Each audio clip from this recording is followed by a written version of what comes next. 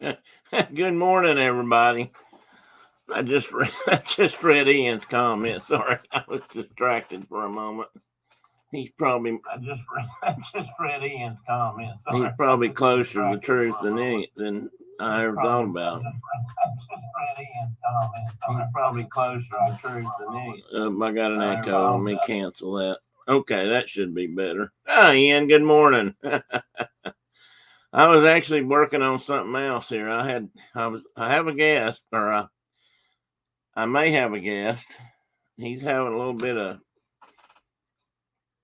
software computer issues. I don't know who's in here. I'm not a Apple/Mac person, and I forgot he's using Apple. And apparently it's saying he can't access the. So I'm not sure. Our good friend Mike Wheeler, who's a Mac user. Oh, I probably was then, depending on what time you actually saw me come on. I talk to myself on a regular basis. I would say something really stupid about him, but I tend to answer myself too. And I was told when I was a young person, that talking to yourself's okay. It's when you start answering back.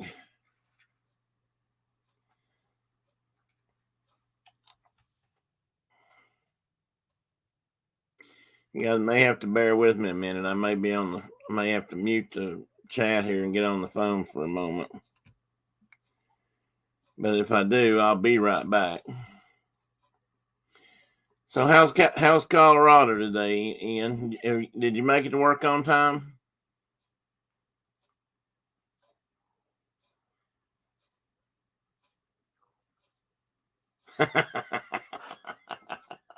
Mine too, Ian.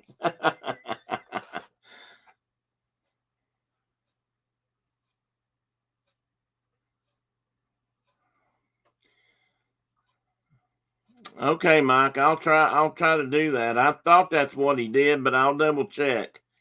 But that should be all he has to do, huh? Okay, maybe. Okay, that makes me think that makes sense.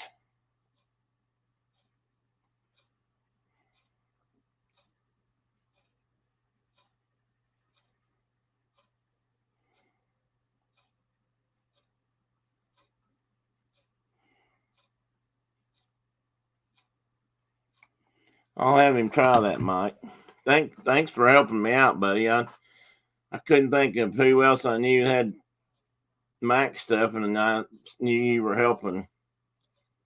Hey, Carol. Good morning.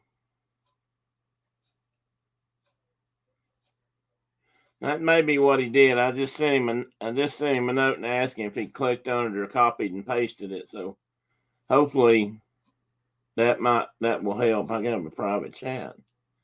Oh, hey, there he is.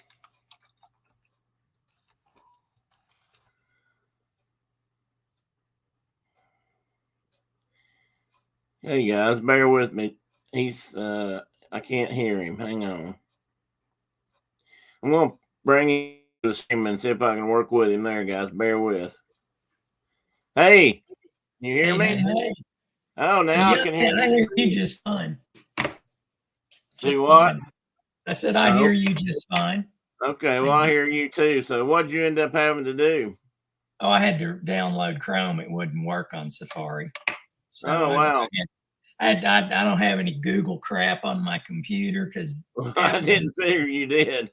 Apple and Google evidently hate each other. So you just, they don't play well together at all. So I had to download Chrome and then go through all that two-factor crap. And I finally got it loaded. So sorry about that. No problem. Do you can you see the main chat or you just see you? I don't, I just see me. Go to comments. Okay. Yeah. Okay. There you go. Yeah. Should give you what people are saying hi. So. Okay. Hello, everybody. This is my friend Phil Dalton. Well, Phil, yeah, I was going to. It's okay. I just, stuck in Phil D and went with it. I'm not, wound up about my name. Okay. Well, this is Phil Dalton. Phil and I've known each other for 40 years now, I guess. Yeah, since 81. So, I'm 41 then. And Yeah. I have to say he's probably one of the best friends I've ever had. So he's like a brother. Ian saying hi. There's Carol. Car key. Her name is Carol. Yeah. Ian's in Colorado, and Carol is in Michigan. And there's Dean the Turkey Lexter. He's in Florida. Mike Wheeler is in Florida. He's the gentleman I had contacted to see if he could help me out a little bit. Yeah, thank you, Mike. I appreciate your help, buddy, always. And I'll come back in and visit you guys in the chat later, probably with Myers in the Mouse.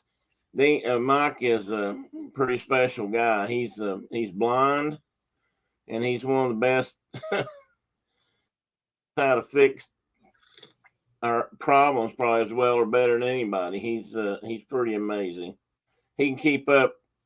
He moderates in different chats, and I swear he can keep up with about 10 at a time. I've never seen anything like it. He doesn't seem to ever miss anything. Amazing. I don't know if that's a tuned since he lost his sight or what, but he's an amazing guy. And so I'm just kind of hanging loose for a minute till I see if some other people are going to be here. I know there's a couple won't make it today, so Mark won't be with us. He's in Ohio, and where he's at right now is what they used to call that something Calcutta, the dark hole of Calcutta or whatever. Calcutta. The what? The black hole of Calcutta. Well, that's for internet. That's where he's at. He's in the black hole of internet up in Ohio. So him and his wife came back east to visit his dad and mom for a couple of days. And then I just got word from John.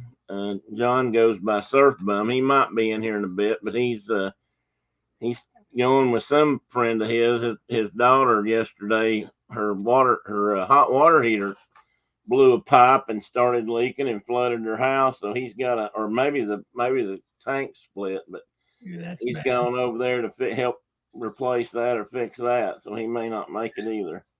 That reminds me of the Smyrna duplex. Oh yeah, you had a problem. What was that? A water heater, or was that just a pipe? No. The people that lived in it before left the washer taps wide open. Oh and no! I went to Murfreesboro to get the water turned on, and before I got back home, they had turned the water on, and the faucets were wide open, and the house was flooded. Oh, makes you think they probably did that on purpose. Yeah. So yeah, I had to soak up a lot of towels, trying to dry the carpet, and had all the windows and doors open. And I think that's what hatched all the fleas, Oh, I'm sure it didn't help any. Yeah. And when my sister came down and their kids were crawling around on the floor and they were being eaten up by fleas. So we wound up buying 4 bug bombs and setting them off. And then we shut the doors and drove up to Rivergate Mall and just hung out for 4 or 5 hours and then rented a rinse and vac. And you wouldn't believe the fleas we sucked up. Yeah, I'm sure that had something to do with it. They were probably there, but you're right. That helped hatch them out, I'm sure. Yeah. Carol had asked a question. She said, I'll tell you what, I'll post them in case you can't see them. I'll put them in the chat here. Yeah, it's I have to put my glasses on to see them, and then I have reflections on my glasses from the screen. So can you see it better where I put it up big? Oh yeah. Car key. Where do you live, Phil? I live in Seymour, on just off of US 441, 12 miles south of the Henley Street Bridge over the Tennessee River. He's basically between me and Gatlinburg area, Carol. Yeah. So we're not that far apart. Kind of interesting. We both worked in that. We met in Nashville. Phil came down from Akron, Ohio, and I was already there. And then when we both got laid off in '93, and I moved up to Knoxville, and a couple of years later, '95 or so, I guess you moved up to a new job here, not In too June far from me. '95 when Alliance Engines. Yeah. Yep. So he stayed in the airplane business Phil's been in quality control was in quality control for a long time where we worked together and then later. So about 1984 on. Wow, did you start that early? Yeah, January '84 is when Wearcheck finally talked me into being an inspector. Wearcheck, just so you know, was one of our other friends. Or a fellow we worked with in Nashville. Yeah, Tim Ware. And so, but with Dean, I said Dean said he has to go. He's got to go into work. He said here soon. Francisco lives in California. I don't know. He usually runs in and says good morning to me when I'm here early, and then he may not be here still, but just another one of the guys that pops in and out when I'm on. And mentioned Ian's from Colorado, so as you can imagine, he was pretty happy when the Avs won the Stanley Cup. That was a long suffering time for Avs fans. Carol's going to write Dean a late pass so he can go into work late. That'll work. See, Carol is a school teacher in Michigan, so she can do that sort of thing. Whereabouts in Michigan? Oh, is he still here? Okay, good, Carol. She's near Ann Arbor, I believe. She's I don't tell this out loud a lot, but she's a Michigan fan. I've accused her. I've told once or twice I made the mistake of saying she was a Michigan State fan, and she got mad at me. So I have to be careful about that. She's the president of Teddy's fan club. Teddy has his own fan club, which I might mention I don't still, and Carol says I'll probably hear her. Hey, Francisco is still here. I think the way Carol looks at it, I'll probably be lucky to have one, but she's all about Teddy having one. So I've got a problem. Speaking of that, Carol, I couldn't get in, or he couldn't get into his Instagram account yesterday. I think he's not sure I don't know. So I've had weird things going on with my computer lately. You want to say hi while you're up? Hey, come here. Oh, come here, Grouchy. There you go, Carol, just in case you're not here later. That's Carol. You're going to say hi? We are not amused, the cat says. No, he's not. He wants to lay back down. He was taking a nap. He doesn't like me to wake him up. Now, when he's any other time, he'd be up here in my face. On Thursday nights when I've been on, he's been standing up on the arm of my chair, kind of getting involved for some reason. Oh, she used to be the president of my fan club, but then he mistook me for Michigan State C. She holds a grudge when it comes to football. Oh, Mike Copenhaver, the dog veterinarian, is a Michigan State grad. Actually, Steve Cottrell was too, sort of. Really? He was actually got his undergraduate degree at Tennessee Tech, and but then he went to Michigan State to get his master's or through a program they had. So, hey, bye, Dean, if you're going to work.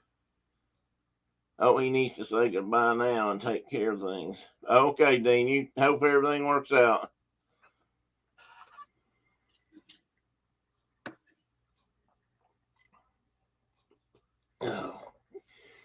I'm sure, Carol, if you're online somewhere, I bet you do run into him after a while.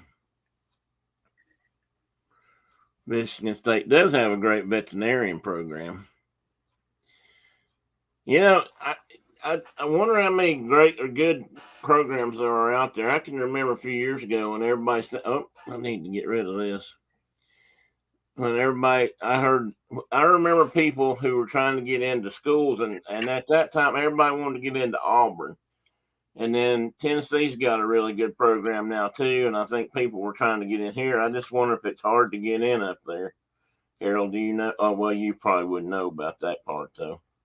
I mean, it actually surprises me. You've typed those words on your computer. Did your keyboard catch fire when you did that? When you typed in Michigan State, Carol? She might not tell, but hey, Mike Cabral. Mike is a Canadian, Bill. Hey, And good his morning. wife, Where- What part of Canada? he'll probably answer you in a minute. Yeah. He and his wife Diana G, if she pops in, and they're our resident. They're sort of our my chat resident Canadian Canucks. I don't see a place for me to make a comment. You don't have a post a comment line down there at the bottom? I did originally because I said hey to you. So Oh yeah, you did, didn't you? it just has a little picture at the bottom says you're in the show. Yeah. And then like a little bitty video of me. Huh. Well, anyway, I was gonna. Well, any chance it's just expanded outside the screen? I don't know. I'm running full screen size. Let me shrink it down here. It might be the problem. You might have moved it off the page. Let's see here. Yeah, no. No. Hang on here. No. Let me turn off Safari. Well, I don't know then. Yeah. Carol, what I said was, I asked you if when you typed, I was surprised you even said Michigan State. So I was wondering if your keyboard caught fire when you typed that in, because you usually don't even say it.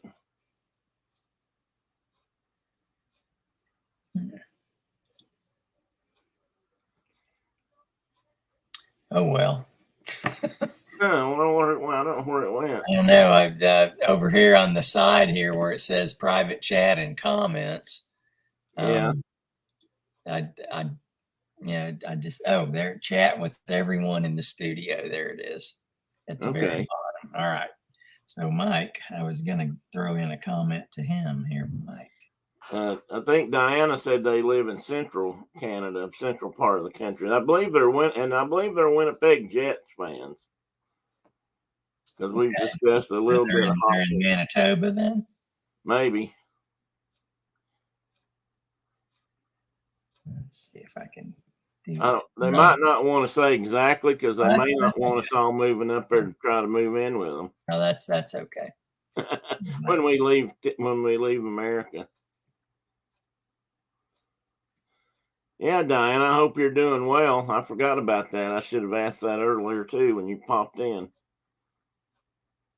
Yeah, she said Manitoba. Okay. Phil used to work for a company. Well, I don't know. They still involved, but out of Winnipeg. Yeah, their Standard Arrow is still in Winnipeg, and they're all over the place. But they originated in Winnipeg back 100 years ago or better. I think 1919, I believe, was when they started up. I know this is an odd question to Diana and Mike, but have you guys by any chance ever been to a performance of the Royal Winnipeg Ballet? Because I have. Where was that at? In Florida, actually. I got a job one weekend working as a stagehand for a show, and this guy I knew somebody at Peabody Auditorium, Phil, in Daytona Beach. I've showed that to you, I think. Oh, yeah. We've walked past that. It's on Beach Street. Yeah. And this guy, one of my roommates, he got us he knew somebody there. Maybe he performed there. I mean, maybe he went down there for like community theater or something, but he got us a job, and it was to help load and unload the truck. Roadies. Yeah, I was a roadie for a night. Well, we did it a couple of times actually, but this was the only time we did it with the ballet, and it was special.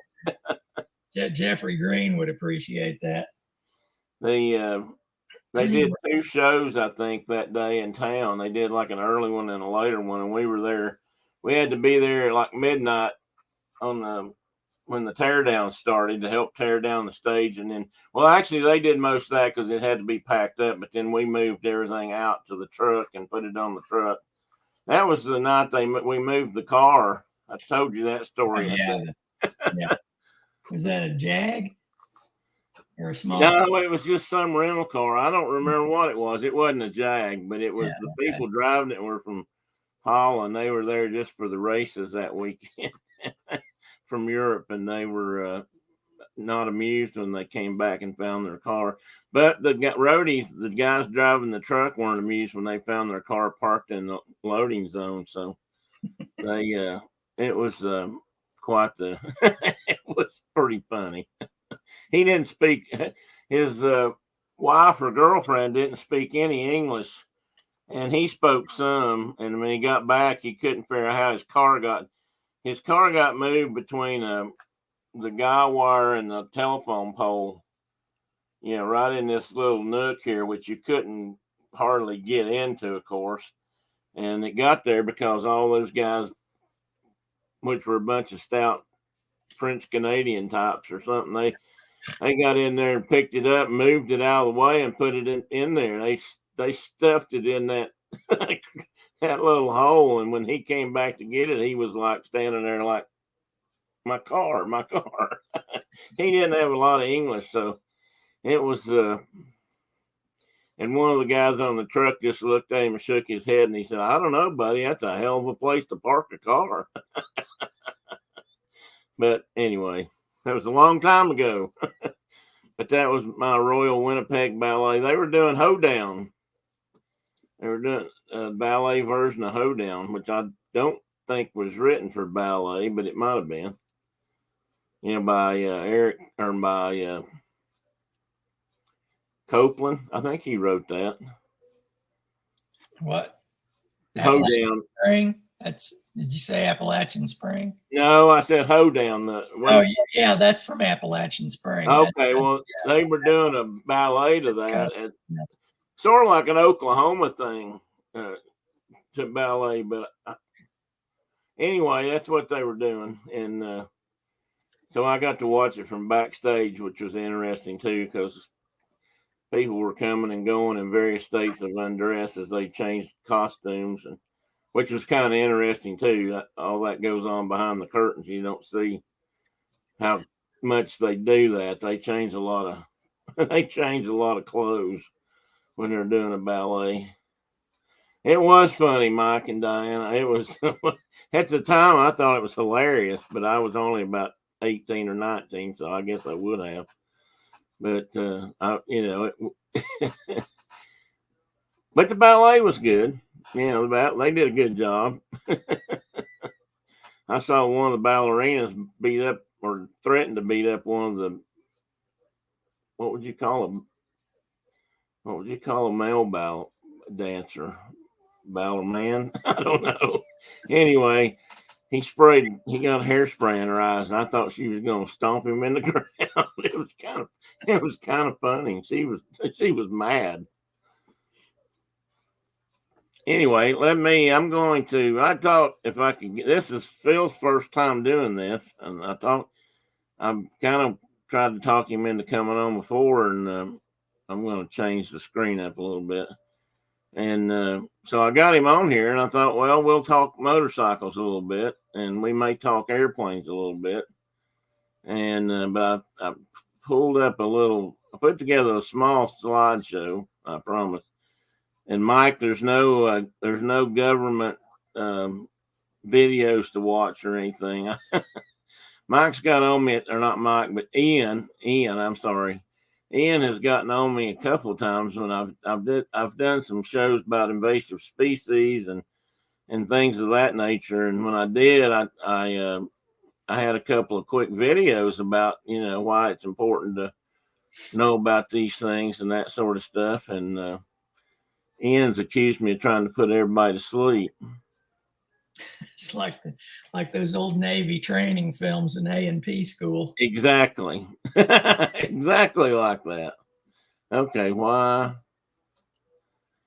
Okay, it's happened to me again, guys. Why is it doing that? I don't want it to do that.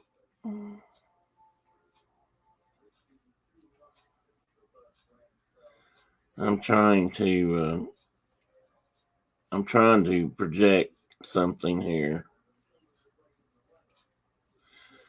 No, no, no. Now this hasn't been doing this.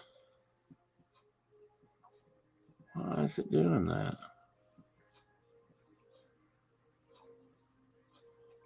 It's trying to open up in the wrong screen.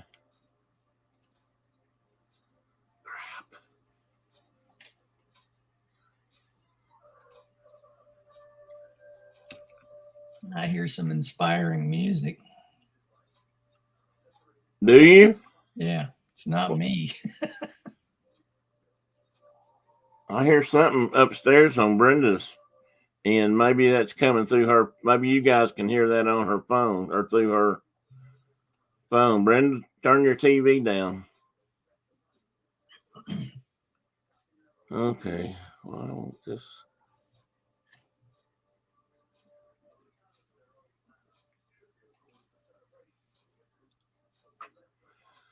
Okay, bear, hang on, folks. I'll get it here just in a second. Usually, I finally figured this part out, and I thought I had it figured out. Let me say it that way. This is the first time it's done this.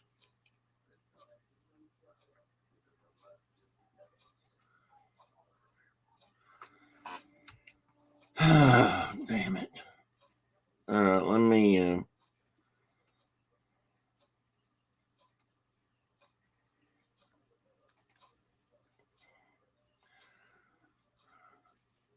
try one more time here. How long was Mark staying in Ohio? I'm not sure. We didn't get to talk a lot in the last week or so because they had, week before last, it was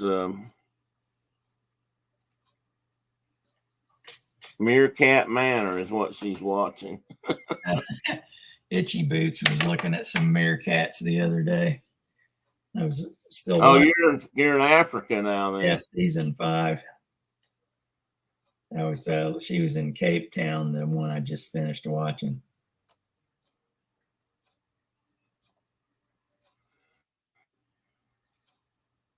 Hey, Brenda, why are you handing out permission slips? I thought Carol was doing that.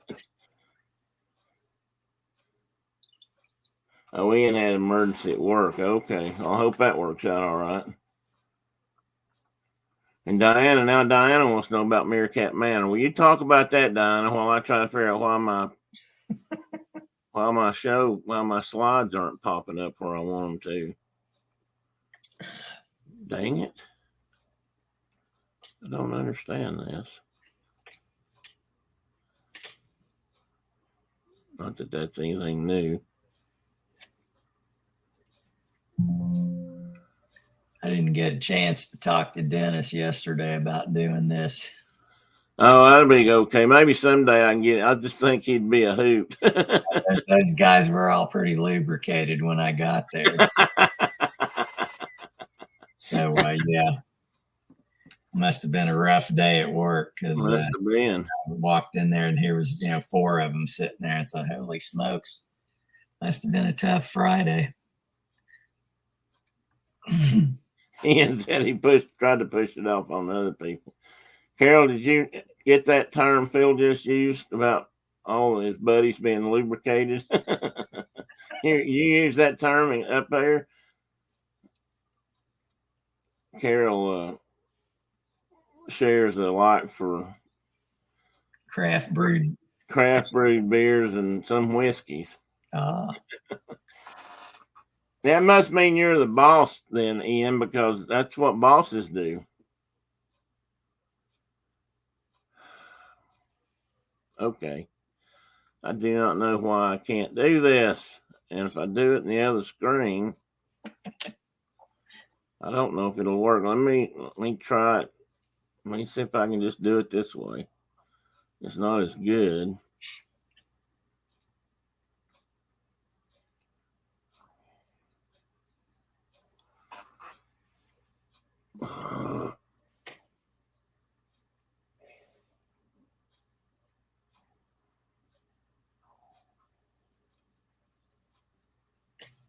Oh man, come on.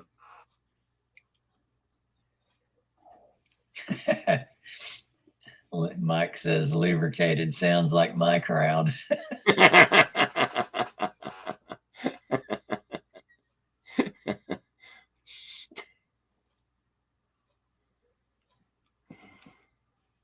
All right, I'm just gonna have to do this hard way. I guess. You hold up a picture book in front of the camera.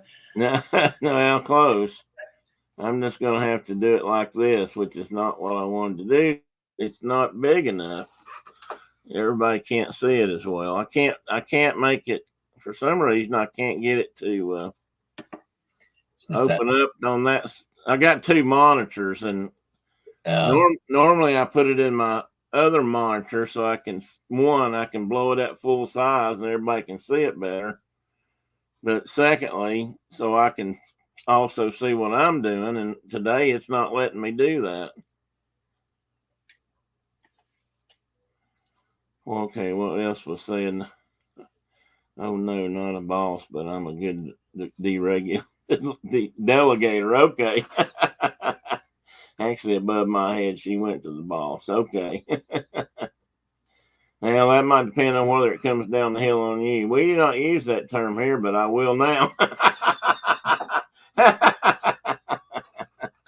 That's good. I like it when we pass along, cultural norms from one part of the country to another. Actually, that might be I don't know if that's from around here or not. Phil might have made that up on his own.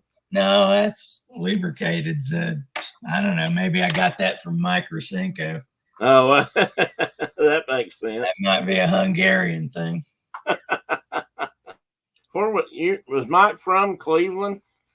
He was from Akron. I worked with him in Akron at Lawrence Aircraft. Yeah, but was that where he was from? Did he come from somewhere? Yes. Yeah, I'm not sure what generation he was from coming over, but yeah, he was my shop foreman at oh, okay. Yeah. Then for some reason they moved to Tennessee, and I caught wind of that, and I drug him over to Jet Center.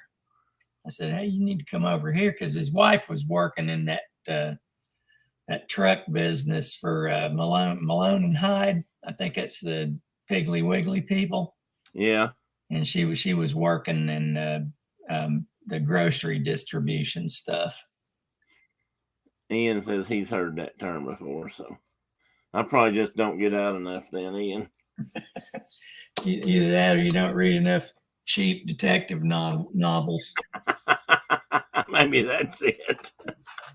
Well, anyway, I just thought I would talk about a couple of things. Like I said, Phil and I got to know each other from the airplane business, but then we also discovered at some point along the line that we both had a interest or a passion for motorcycles. So that kind of led to other adventures over the years. And I just have a few I couldn't find all my pictures. Hey, good morning, Dave. Adventures by D. Dave's in the Atlanta area, Phil. This is my friend Phil Dalton, and he lives nearby here south of Knoxville, southeast, I guess, of Knoxville from where I am. Are you off on an adventure today, Dave? Oh, Ian's a West Coast kid. What kind of adventures is he into? Well, he sometimes visits different amusement parks or attractions, museums, like just a little bit of everything. Ball games, I believe he was. I want to say he was just at a ball game with somebody, maybe an Atlanta game. Atlanta was just they just got done playing the Cardinals, and now I think they're playing the Nats at home right now. Does that start today? Last night was first game with the Nats. He said maybe there's a midsummer haunted house there. Well, that's interesting. Huh. I've heard of Christmas in July, but I don't know if I've ever heard of Halloween in July. Although I think some people are advocating that Halloween be year round. So, I thought that's what life in America was these days. well, Oops, that's that partially was true. political. Sorry.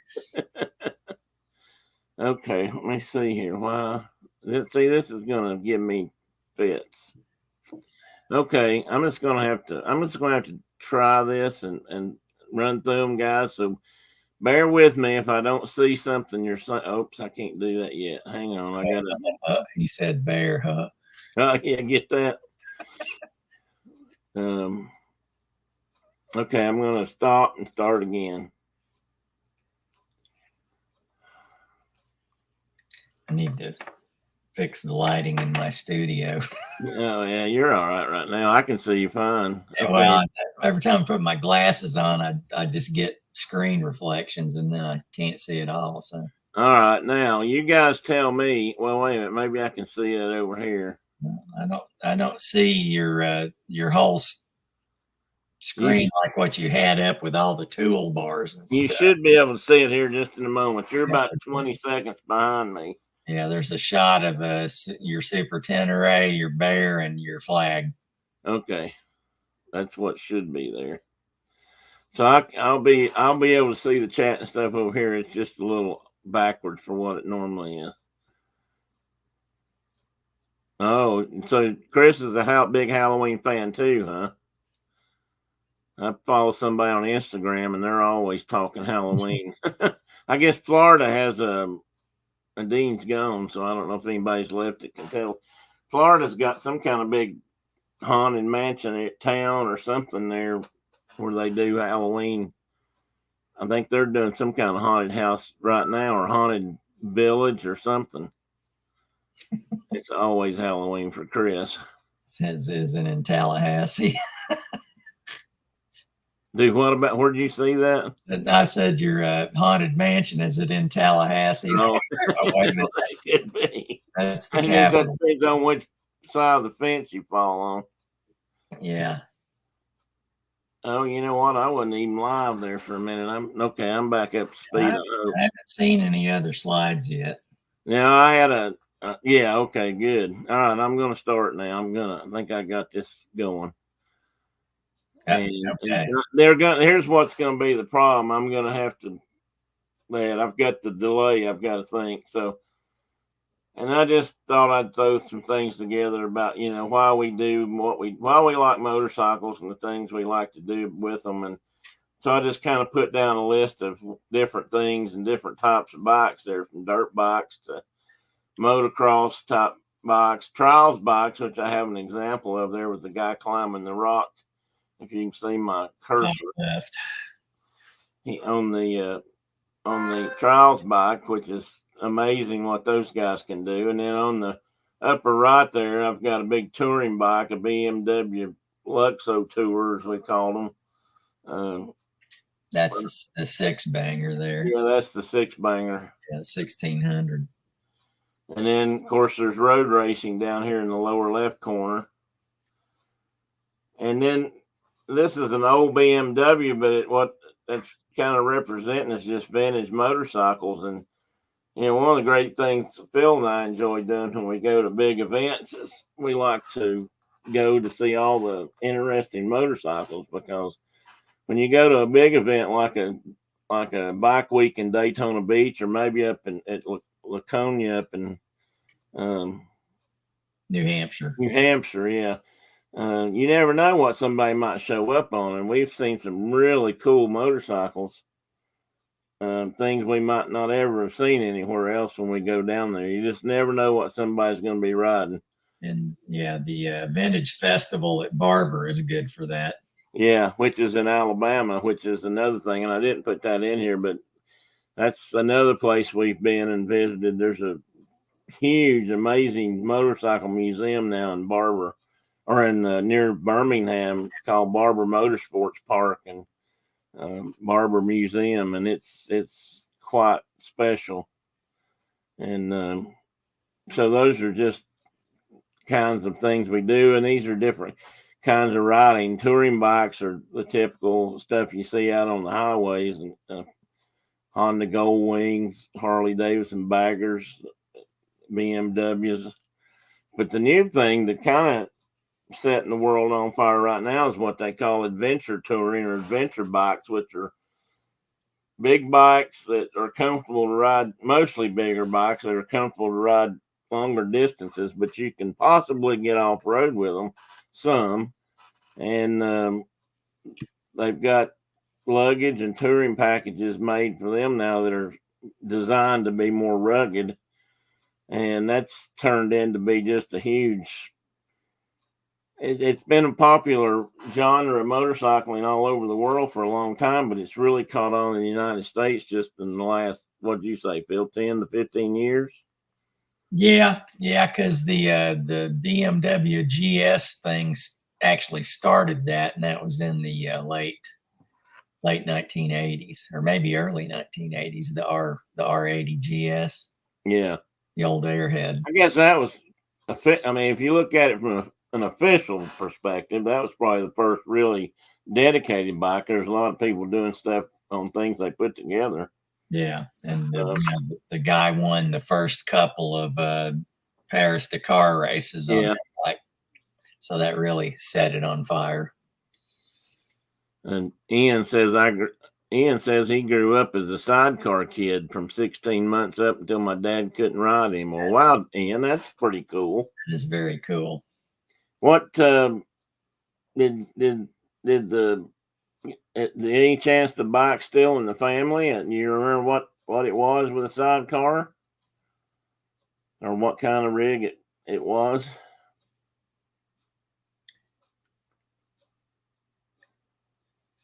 Could have been. He might answer us in a minute there. Could have been British. Could have been German. Could have been a Harley. Yeah, it could have been about anything. Yeah, it wouldn't have been a Ural because those didn't come over here until the wall fell. Well, he said they had many. Well, that's even more interesting. If you had many with sidecars, that's pretty cool. I'm going to go to the next slide. And this is me and you. This is me and Phil riding down the highway. I took this picture. This is on the Blue Ridge Parkway, actually. Is it? Yeah. All right. I took this on one of our VIR trips. And okay, that's the one I got stung. Oh yeah, might be. Well, no, I had a yellow jacket on that time that I got stung, so that was a different trip. Yellow jacket, get it? Yeah. Well, Dave says I'm not much of a bike guy, but highly recommend the Barber. Oh, you've been to the Barber Museum? That's cool. Yeah, that's the best $12 you'll ever spend. Yeah, unless you spend it over at Wheels Through Time. Oh, Ian's dad was a Gold Wing fan. Watsonian sidecars, I know what those are. Yeah. Oh, that's cool. Gold Wing is quite the impressive touring rig. Since they came out and hit the market, they really put. I would have to say they put Japanese motorcycles truly put them in the touring section of motorcycling. And yeah, Dave, that's a great museum, and now they've got more. I think the bottom floor now is dedicated more to, it was always kind of like this, dedicated to exotic race cars. And well, he has a whole nother wing that he built on. I don't know. Oh, that's right. Yeah, that's right. He does. He moved his cars in the basement over to the wing. Oh, okay, that's what it was. Yeah. I hadn't been there since they did that. That's how long it's been since I've been down there. I haven't walked across the bridge yet. Yeah, Jim. Well, you got to be a special person to walk across the bridge. Oh, okay. Be in the club. Gotcha. In other words, pay big bucks. Yeah. Jim and I, the last time we were there, the wing was open, but he hadn't filled it up yet. There was some drag bikes in there and a few cars. So it's not just for the cars. I didn't know if he was just putting his cars over there. He collected Lotuses, didn't he? Among Yeah. other things. Yeah, Lotuses and some other oddball things and some Indy cars. You know, he's got that Indy car wing, but Yeah. I don't think he moved the Indy cars over there. Ian said Dad had a Dad had a BMW R12. Yeah. Don't remember what year it spent. It spent war years in Turkey and then made its way to the U.S. Wow, that's interesting. R69. It's like a 600. Yeah, that R69 was, and he even knows to put US on there. So yeah, that's a different front end, as I recall. I think that was a glide fork instead of a Earl fork. Yeah, I'm impressed, Ian. We'll have to talk motorcycles more, buddy. I didn't realize you had a background. He says his first bike was a Honda Dream. Says I got a picture of one of those. Well, the picture may not be a Dream, but it's an older Honda like that.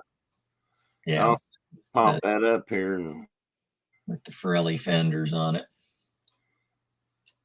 Well, I have another reason for things people do when they ride here. Is that where is the place on the left? Is that at the rally? That is, well, it's up at the Museum of Appalachia. That was for the barbecue that either I went to or we went to. I went to that a couple of times. Oh, okay. You know, up in Clinton. So yeah, this wasn't a BMW club event. No, that one's not. Now the one on the right is BMW Club, and that's just a picture of us. That's my darling wife and Mr. Phil sitting there, and some other folks we knew. That's the rally at the KOA place. There. Yeah, that's the rally at the KOA and the kind of the clubhouse there, if you will, for where we cooked and fed everybody. That was when that club did a rally. One of the things they were famous for is keeping a pot of chili on 24/7, or not 24/7. It didn't last 7 days, but 24 hours a day for the weekend once we started the rally. So people could ride and come in at all hours of the day or night and get them a bowl of hot Dave's chicken chili. Chicken chili. I shouldn't say hot like it was a cold, because it wasn't in cold weather. It was usually around it was Labor Day. Labor Day weekend, which around here tends to be pretty warm. I know at least one of those events was really warm, but that was a pretty fun time. And I don't know what you're drinking there, but that's got to be like strawberry daiquiris or pina coladas, I bet. I think I remember somebody having those cups. Yeah. Ian said he grew up with motorcycles, but haven't done it in a long time. But he loves them. That's cool, Ian.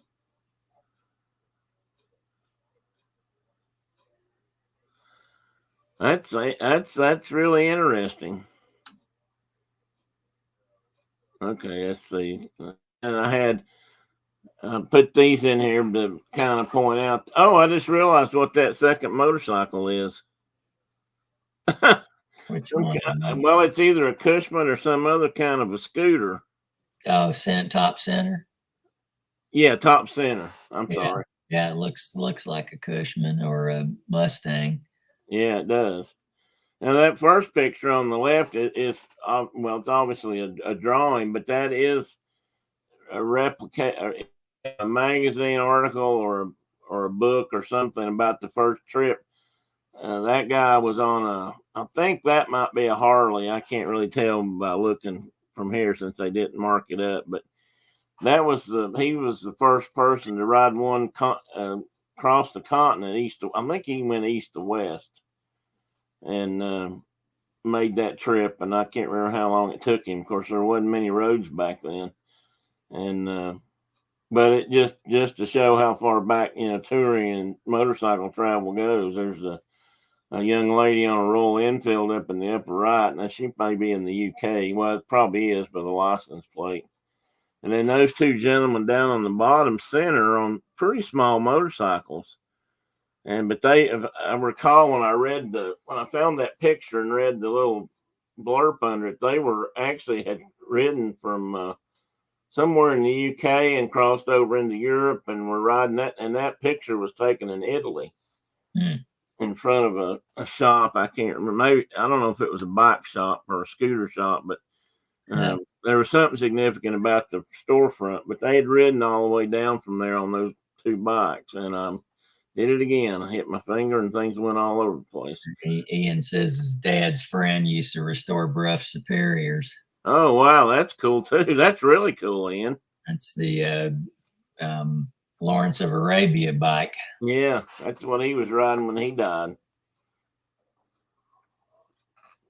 What was it? Were they the first motorcycle to break 100? You got me there. Well, they had a reputation for something with speed.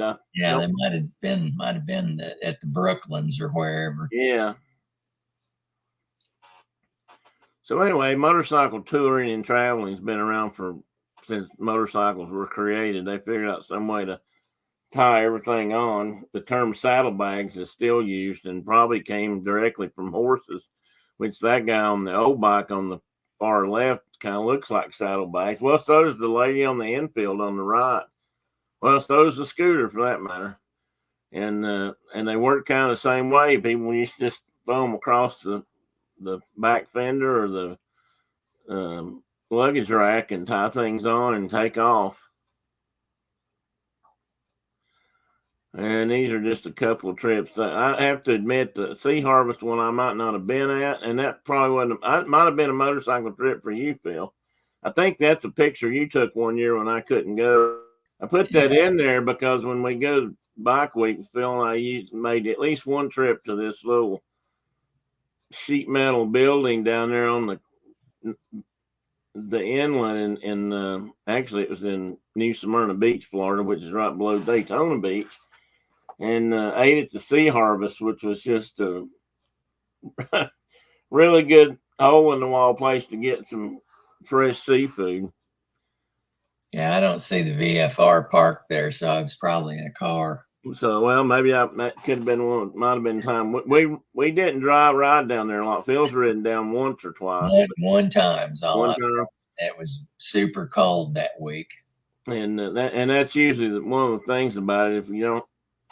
Two, motorcycle traveling for whatever reason seems to, unless you just fly like hell, seems to take a little bit longer than car travel. You end up, maybe because you have to stop and rest a little bit more, but in some cases at least. But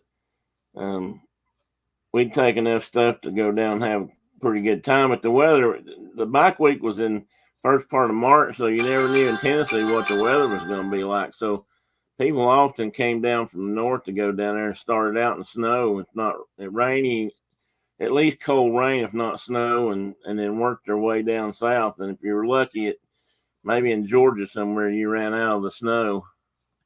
The bike in the left-hand picture, those two bikes are my blue Kawasaki, which I'm going to bring up another thing here in a minute.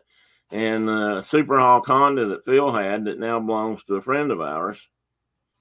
And in the lower right-hand picture, that's still my Connie, which was a Kawasaki Concours.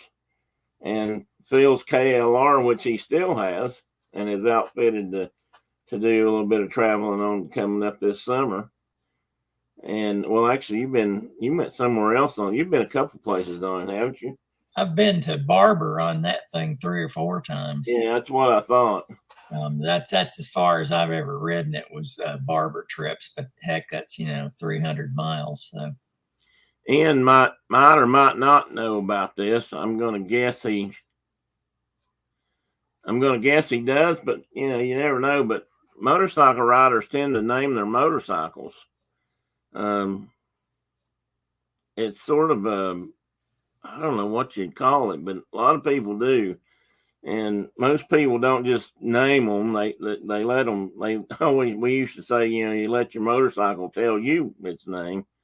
If you listen real close, you can hear it whisper to you sometime. But my bike I call my bike Connie Connie and named her Connie Blue because when I bought her, the license, the key had a tag on it, and you know how they do in hospitals. A lot of times they write when an infant's born, they'll write like when our kids were born, they put Pruitt, comma Jennifer, and this tag had Connie, comma Blue, or Blue, comma Connie, and so I thought, well, that's kind of a sign. So I named her Connie Blue, which is kind of maybe a little too on point for somebody, but for me, it was a unique name or special. And I don't know, did you name the Super Hawk before it threw you? Pardon? Oh, well, I called it Flogger because I named all my red bikes after NATO names for Russian air fighter craft. No, that's right. The VFR is Foxbat, and this one was Flogger, and it flogged me. Eventually, it eventually flogged me. Tina's not in here. One of our friends, usual attendee, is named Tina. Tina has 2 or 3 hound dogs, and what Phil got, he said it flogged him, but it really flogged him because 2 or 3 dogs, 2 dogs ran out in front of him and took him down. And I know this is going to sound horrible, but fortunately the dogs died from it. So, you know, I figure if they're going to get out there and get in the way of and wrecking fellow motorcyclists, they by God deserve to die. But that's just my opinion. I wished I could have painted 2 dead dogs on there like a fighter craft. You should have done that. I bet we could find some decals and send them to Henry. Well, actually, the bike now belongs to a good person in southern Indiana, and I have to get Henry on here sometime. But he's got it. He'd appreciate that. Does the KLR have a name? Well, I never really had a name for it, but my sister was beating on me the other day. You know, asking me because I named the Moto Guzzi Lucy, and I was talking about riding the red bike, and she said, "So what's its name?" And I finally said its name is Marvin, and she she said, "Why? Because it has a head as big as the planet." And so I took a picture. I've got a little picture of decal of Marvin the Martian on the side of it. So I took a picture of it, and I said, "No, this Marvin, the one with the Pew 36 planet modulator, Bugs Bunny Marvin." I know there's got to be somebody in here that remembers Marvin the Martian from Bugs Bunny. Yeah. So your Earth is blocking my view of the moon. P238 modulator. But yeah. So it's Marvin. And this is another reason people ride, I think, is this kind of camaraderie or social gatherings of people just sort of, this one's kind of impromptu. This is on a road that is actually famous worldwide for riding. It's called many people call it, well, this is the lower end of it, but it's called the Tail of the Dragon. And before you actually get into the really curvy bits of the dragon, which is why it's so famous, it's got so many curves. There's this little pull off, and you can see it. There's a dam and a lake down below, and people tend to stop here. I don't know if it's just to commune with each other or take a breath before they hit the road, or to stop here and take let their nerves unwind after they've come across it. I'm not sure which, but yeah, it's a good view of the dam too. Yeah, it's a real good view of the dam, and it's just a nice view in general down through there. But people stop and look at bikes and just talk about what the cool thing is they've done to theirs, or what the cool thing is they see on that guy, so they can go home and buy it. And then down at the bottom, I got this listed as local rides, but I mean, it's kind of a twofold thing. But one of the things Phil and I've ridden to a time or two, he's ridden to it more, is the Pumpkin Festival in Allard, Tennessee. And this is a nationally recognized pumpkin weigh-in for the Great Pumpkin Competition. And as you can see, I put that picture in there in particular because you kind of judge size by how far up they come on those guys and how big they are compared to those gentlemen standing there. Those pumpkins right there probably weighed in the 1,000-pound range, if not 1,400 pounds. That particular year, I don't remember. I've actually got them probably written down in the book I have here, but I don't remember exactly which one for which now. But we usually try to get down there and see what kind of giant pumpkins they raise. And there's been a couple of really big pumpkins there. They haven't broke 2,000 pounds here yet, have they? No, I seems to me like they're a little short of maybe 1,500 pounds. Maybe it is. Yeah, I don't think they've crossed that line. I think the world record right now, though, is 2,000 pounds. Oh yeah. They always seem to be up there in Connecticut or somewhere. I don't know why they raise such big ones up there. They must start them early in hot greenhouses or something. I don't know. But anyway, and these pumpkins are special. I mean, they're just pumpkins, but for whatever reason, there's strains of pumpkins that grow bigger. I don't know if they have a unique.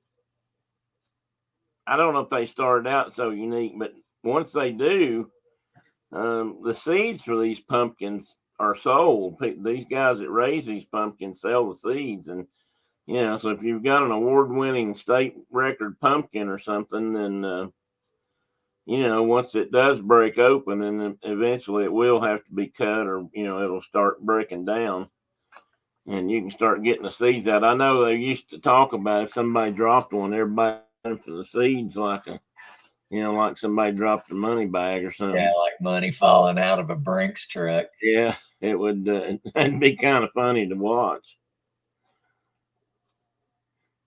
And then we've also done some big events together. This was something called the Honda Hoot, and this was I guess a national event, but it was the eastern part of the country primarily. Although there were people there from, I would imagine, from most of the country, because it's a Honda thing, and these Honda Goldwing riders and a lot of BMW riders and some Harley riders are known to do that kind of travel. But our club worked this event. We did several things. Just go ahead, Phil. What were you going to say? I was going to say this was an all brands event, but it was done by Honda. That's true. Just for Honda people, but they actually did brand it as an all brand, or label it as an all brands event, although it was mainly Honda that did it. Yeah. And unfortunately, they quit doing it. They were here 3 or 4 years or 5. I think it was probably close to 7 years. Maybe it was. And then they just shut it down, as far as I know. I did 3 or 4 in Asheville, and then they came over here and did it maybe 7 or 8 years before they quit. When the market fell apart, they quit spending. Oh yeah, that's right. That's when it. Hey, Shelly, good morning. Shelly Starwalker is with us. Phil, Shelly Starwalker is one of the best photographers I've known that I know. She has some amazing wildlife photographs on Instagram, and I don't know. Do you post on Facebook, Shelly? I don't go there much anymore. Not a lot, anyway. What do you shoot with?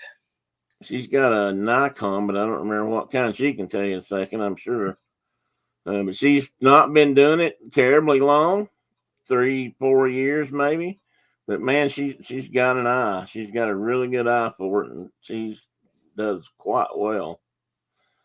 Anyway, I always brag on her when she comes in, because I think her photography is wonderful. At this event, one of the things our club did was the upper right-hand corner here was, since we were local and knew a lot of the roads and rides and places to go and how to get to places and that sort of thing, Honda asked us to staff a booth that gave out maps and directed people to places, and went through, gazetteers with them. And Phil supplied a bunch of his maps, and we brought maps from Honda supplied maps, and the different people in the club. We had a large area map behind the desk that you can't see. But actually, I enjoyed that a lot because that was plus it got us a free pass to the show. But that was one of the better things about it. But it was just fun to talk to other riders from out of state and from, like I said, from all over the country, and tell them about good roads to go riding. And sometimes the maps that Honda put out didn't have some of the better roads on them, so we would draw that in for people. There you go. Car Key just posted a link. Thank you, Carol. Posted a link to Shelly's Instagram page. D5300. That's APS-C, or is that full frame? She'll have to answer that. I don't think it's mirrorless. She's got a couple of nice lenses. I know she's got at least a 300 millimeter. I think it's a Nikkor, so pretty good glass. They are excellent, Shelly. They're more than excellent, I think. Yeah, APS-C. That's the same format as my D70, which is Phil's got an older D70 that he picked up from a guy he used to work with. I used to be a Nikon guy myself, but I don't have one right now. I'd like to get one. I'm pretty sure if I can get something like that, it's going to be another Nikon. I thought about a Canon, but I just soon get back to a Nikon. I still think they make the best glass. Sigma 100 millimeter.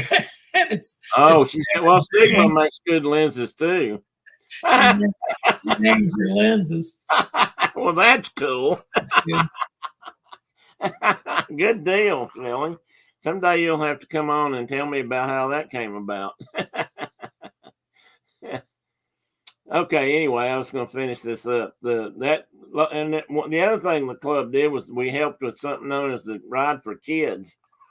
And that was at the Ride, I don't know if that still exists, but the Pediatric Brain Tumor Foundation does exist. I think it's still out there, but since Mike Trainer died, I don't know, how stable the organization is anymore. Yeah, Mike Trainer was the guy who started it, and was he a surgeon? I don't know. I don't recall that. Well, anyway, he started it, and people would collect money and they would ride their bikes, and they would sponsors that would pay them so much a mile and things like that, and all the money proceeds went to the Pediatric Brain Tumor. I think that's right. Pediatric Brain Tumor Foundation. And so it's a worthy cause, and we used to help. Well, some of our guys supplied sidecar motorcycles, actually, a couple of guys did, and things like that. Plus, we also helped with the parking, and that was kind of a big deal, because they had a certain order things had to be parked in. They had motorcycles. They always had motorcycles in the front section of the parade or the group that had affected children on them that could ride or in a sidecar. And they usually led the way, and they would leave the site for the event, the Honda, which was the east side of Knoxville in a fairground. And then they would take a ride through the country basically and go up near the lake and have a picnic for everybody and talk about how much money different people raised. There was groups that would come from riding clubs that, from different parts of the country or different states, and they would have gathered a lot of money. I'm sure they raised quite a bit of money over time with doing that for that foundation. It was a worthy cause. You find motorcycle riders, for all the big and bad and the rough image that movies and other things have given motorcyclists, you find that most of them are pretty kind-hearted and will offer a helping hand when they can or needed. And most of them get along a lot better than they do in the movies. This was something. The ROK was the rider. Actually, was the BMW riders of Knoxville at one time, but it was kind of an open club. It wasn't just BMWs. But this was part of our annual rally when I was still with them and Phil was there. And this was our entry tent when you came into our campground, or the campground where we were at. Registration area. Yeah, registration area. And I could not put in a motorcycle pancake, which is in the left upper. We would have a pancake breakfast on Sunday mornings before people got up and left left to go home. And somebody, actually, that's not a bad motorcycle. That's pretty good, actually. When Yeah, you think about it, there's a nice gas tank and a seat. But anyway, that was one of our pancakes, and that somebody did. And people came and they camped in tents. And this on the right hand lower there, you'll see if you look close, that's a little trailer, motorcycle trailer, to be pulled by a motorcycle that folds out into a camper. And we got one more picture of one that's actually pretty good size here in a minute. But they actually are, I mean, they're basically a little pop-up camper, but some of them are really big. Or for what you think they are, they're really big. So I was always kind of fascinated by that. And as you can see, this was back in 06. Those are dated. And you meet new people. This lady was from New Mexico. I met her through the Concours Owners Group, and she contacted me one time because she was riding east. She was working her way across the country on Highway 70. She was riding at that time for the magazine, the Rural Electric Co-op magazine, that covered a bunch of states and different little groups of co-op, different little utility groups that belonged to the co-op. And I know, Phil, you and I belonged to at least one or two of those down in Middle Tennessee. Yeah. I think we did anyway, or I did. I don't know if you did. Yeah, that was an electric co-op over in Rutherford County. Oh, okay. So anyway, when she came through this part of the country, she asked she was writing a story and she wanted to add something into it about TVA, since she was doing, electric co-op kind of stories. And she wanted to know if I'd show her around one day. She was only here a couple of days and then she hit the road again. But her motorcycle and my motorcycle were almost identical, but hers is older. And unique or odd or different about this motorcycle was they made it for, I think, 25 years and really never changed anything but the color. There was a few little changes, but not real big changes. And so we used to know what year they were by the color, and right this minute I can't remember what year hers was, but mine was blue, so it was built and sold in 2001. And that was one way you could just always tell Concours apart, was what year. It'd say what year you got, what color is it. So anyway, as I was taking her around the country, one of the things I took her to see was this unique airplane-shaped building that we have here in Knoxville that used to be, and I think is again. Well, I don't know if they sell gas, but it was a gas station back when the day when they, people built unique buildings to attract tourists and passersby to stop in and buy a honey bun or fill up their tanks. Recently, last few years, they've updated this thing and remodeled it and restored it, I guess. And they had some of those big old-fashioned gas tanks with the bubble top, the glass domes on top and all that. And I don't know if they actually sold gas. Do you know, Phil? I don't get out that way much. So I haven't I used to go by there a lot, but I haven't been by there lately either. So, but anyway, I drove her by there to take some pictures. We went to a museum up here, and she wrote an article in the magazine about it. And so she was she was sort of an interesting character, whose name right this minute is evading me. So I'll have to look that up. But so you never know. Brendan and I hosted for a while. We belong to Carol, you may know something. Hey, Michelle. Oh, I missed something here. What did Michelle do? I've seen pop-up tents that you put on on the roof of your car. Absolutely. I've seen those recently, and they make them for pickup trucks and little vans and off-road vehicles.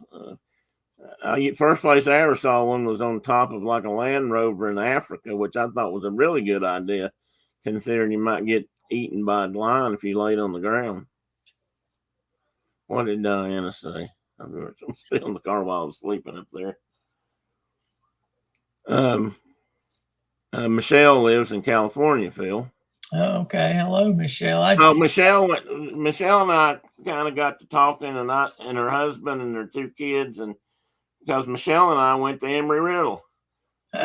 We got to talking one day about something, and it came up, and I asked her where she went to school in Daytona, and it was Embry-Riddle. And she was there after I was, of course. She's younger than I am, or we are, but she went there after it started growing and was in more of the, I think, aero engineering side of things. And because when I was there was a couple of Quonset hunts in the student center. So are you a aeronautical engineer, Michelle? Mike Kerball's dad had a 77 Beetle van, 9-window pop-up camper. That's cool. Would that have been old enough that did the whole roof pop up, or just that would have been the whole roof tilted up? I think the little one where it just popped up in the middle, those were older, weren't they, Phil? Yeah, that would have been the pre-1968. Yeah, that's a second or third generation. He's talking about 77. Was that a Westphalia, Mike? Actually, you guys might have called him something different up there. Oh, Michelle is not an aeronautical engineer. Okay.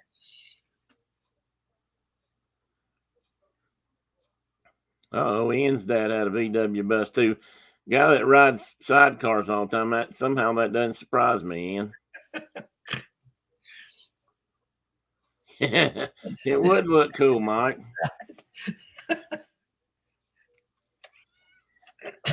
This was another thing, like I said before, we like old motorcycles or the history of, and this is actually a local club on the left, and called the vintage, they call themselves the Time Warp Tea Room.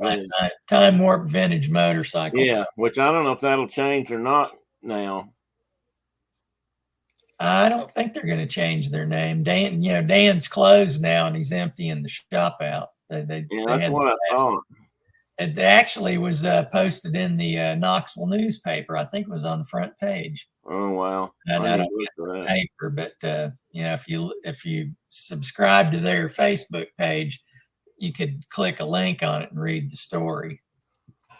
He had the hard top put on when it got so cold. So you can stand up. Oh, okay. Dad was a character. You two would have been able to talk for hours. I bet, Ian. That sounds like I would have enjoyed that a lot. She majored in aeronautical science, however, not working in that field. Yeah, I see that. Well, I wasn't working in my field either, Michelle, when it ended. So there you go. I'd like to know what's aeronautical about football down at Embry-Riddle. Well, I would too. That was something else they didn't have when I went there. Closest they got to that was the intramural frisbee teams, maybe.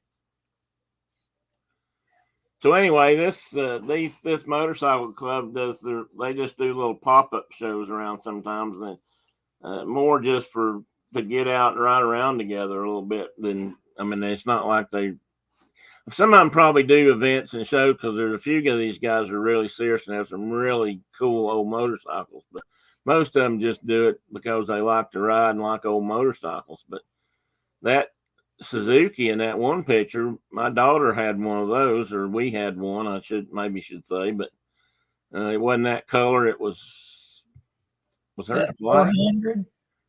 I can't see the numbers. The 450. Hers was a 450. Yeah, they made it in a 400, a 425, and then a 450. Yeah, and nice little motorcycles. And then That's an older Honda beside it, and then another even older Honda above that. That's a That's a SL. scrambler there. Yeah, I always wanted one of those. Or growing up, I thought that'd be a cool one to have, even though I wasn't really a Honda guy. And then on the upper right, I think this was a little box show they kind of did at the Pumpkin Festival one year, Phil. Oh, okay. You know, they always have a few there to show. I Right. don't know, like maybe they award them prizes, but that BSA, I don't know if that's not a gold star. I'm not sure what model. No, that's a Lightning, I think, because that's got that motorboat looking bottom end on it, like that chopper that Ray and I had. Okay. So this was out of the 60s. I don't know when they quit bringing those things over here. And that bottom picture is not very good, but it's actually a live BMW motorcycle shop down outside of Atlanta, or on the edge of Atlanta. I think he's closed now. Is he? Yeah, Blue Moon. I think you're right. Yeah, I think you're right. I think he closed the shop. But the stuff along the top of that, if I recall, was more vintage. Yeah, he had a nice vintage collection. Yeah. Again, he was primarily interested in BMWs, but he had a nice. He always brings a bunch of sidecars to Barber Vintage to race.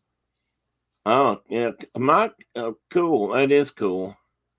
Ian says he went to the BSA factory back in the 80s when they were trying to do a BSA comeback. You know, Mike, that's one thing that hasn't. I mean, of the major British motorcycle brands, well, the three major ones here, I guess, Triumph, North, BSA. There was a couple of others, but Triumph's made it back in a big way. They've actually done pretty well. Norton has kind of started and stopped and started and stopped. Maybe that's because of the Amel carburetors.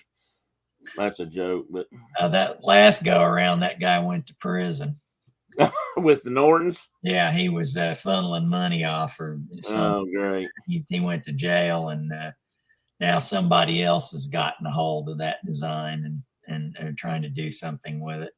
That was a shame because pretty much the whole British motorcycle industry collapsed at that time, and there were quite a few other. Well, like the Brough Superior we mentioned earlier, and the Ariels, and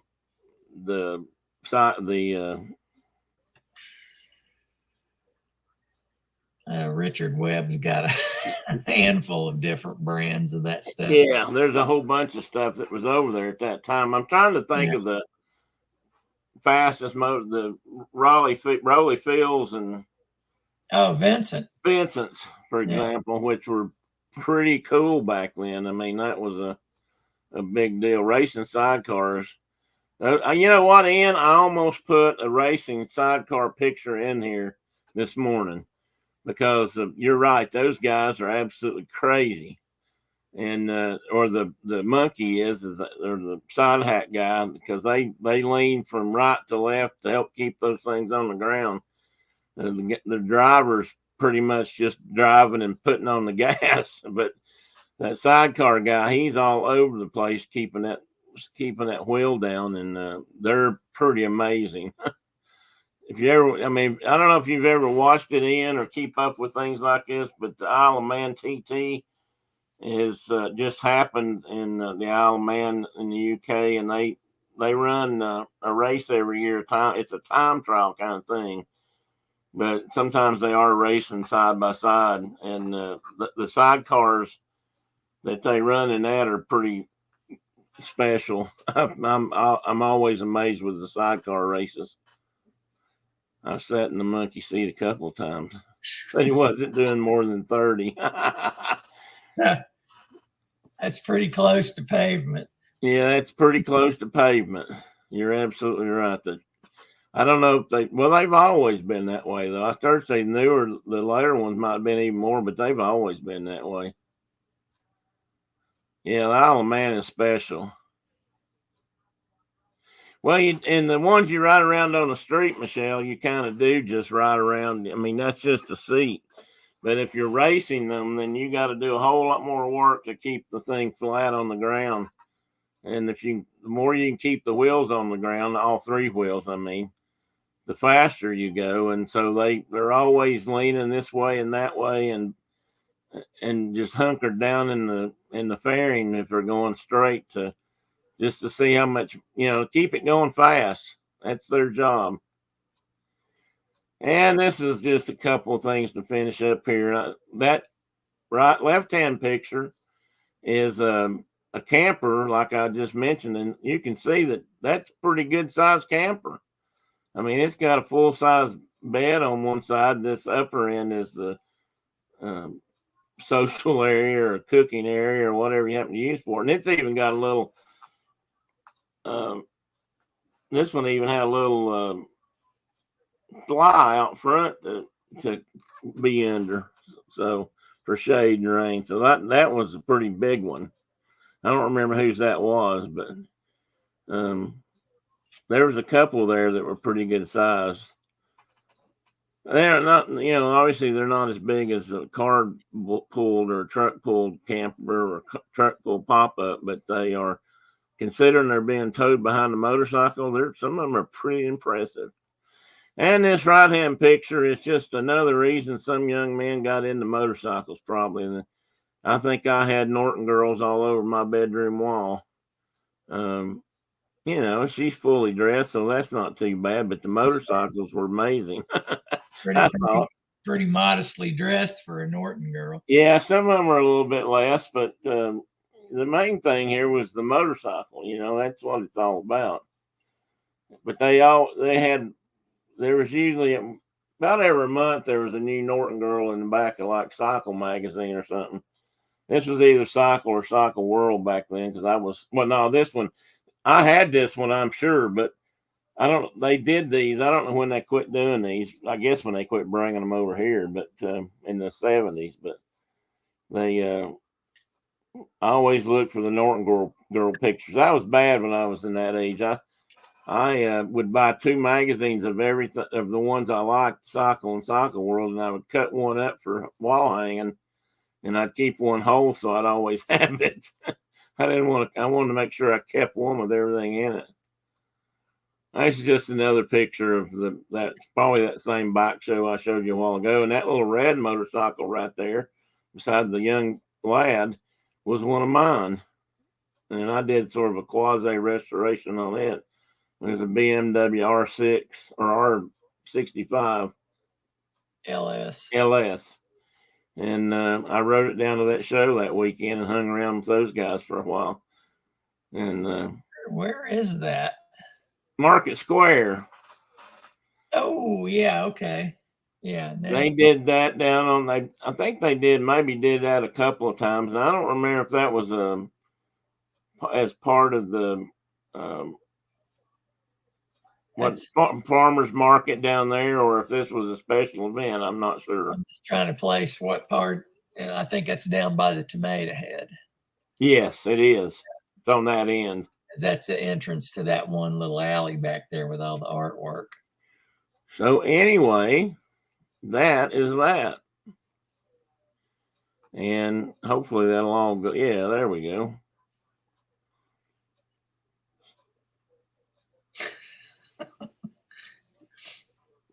Young man growing up, I would have flipped right past that picture. Would you, Ian? That's the one I was laughing at. Yeah, I bet you would. Maybe you would. I don't know, but I didn't. I cut it out and put it on the wall, I'm pretty sure. Ian says he's talking about sidecars again. They swing way to the right and then swing behind the driver. Otherwise, you crash. Crazy to watch. Yeah, if you ever want to watch something amazing, go on YouTube and type in sidecar racing and watch some. You'll be amazed. Hey, Kay, welcome in. No, you're not late. Although you'll have to watch replay if you want to see my goofy slideshow. But you're never late. You're always welcome. Pour yourself a cup or a glass, whatever you prefer. There's there are folks in this chat that I think I've said before that do like an occasional Irish whiskey or a good bourbon. Geez, Mike, there was a guy in here the other night, Phil, Thursday night, Mike. Well, the couple's named Mike and Val, and they go by the Passholder pair from in Florida, but he likes bourbon. And he had something the other night that was 127 proof or 121 proof. 120 something. I don't remember what he said it was, but seems like it had one of those sort of old grandpa kind of names. Oh, I've got a bottle of MB Roland that's I haven't cracked yet. That's 128 proof. Whew.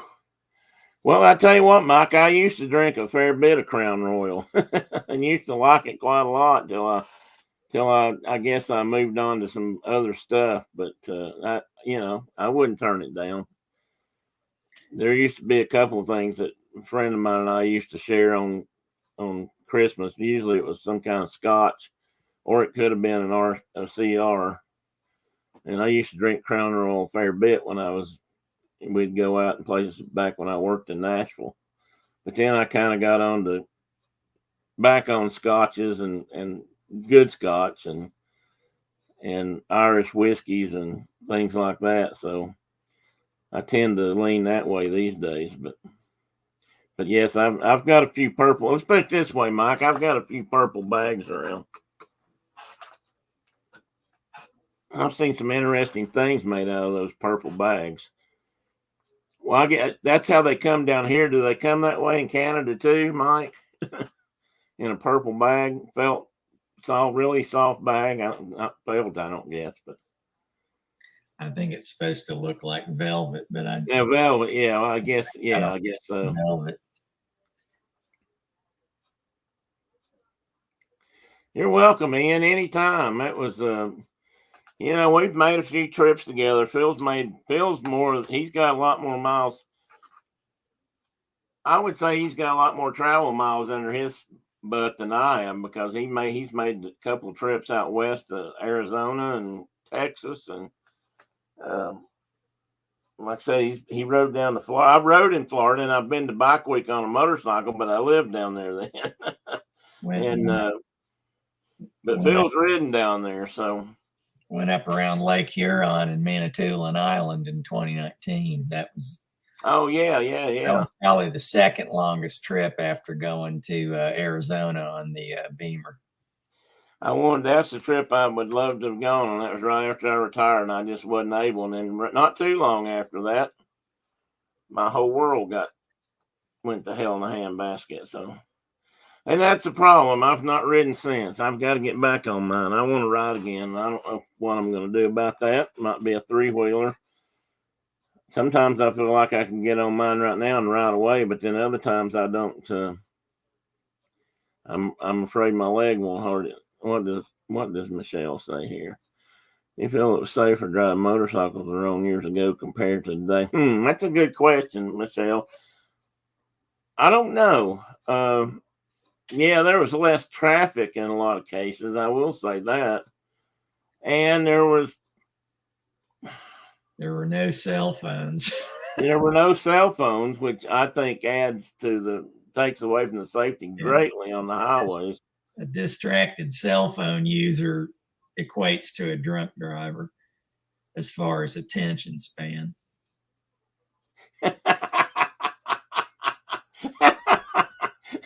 Well, Carol, they do here too. She said, where I come from, they wrap our bottles in a brown paper bag. Ian knew somebody in the Iron Butt Association. Who is that? Oh, Ian says he used to know a guy in the Iron Butt Association. For those of you who don't know, is a group of people who like to ride really long distances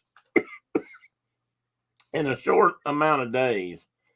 For example, every couple of years they have an event, a contest, a race. I don't know what you want to. It's not really a race, but where they give you some coordinates and tell you some places to go, and people literally ride all around the country in 10 days, I believe it is 9 or 10 days.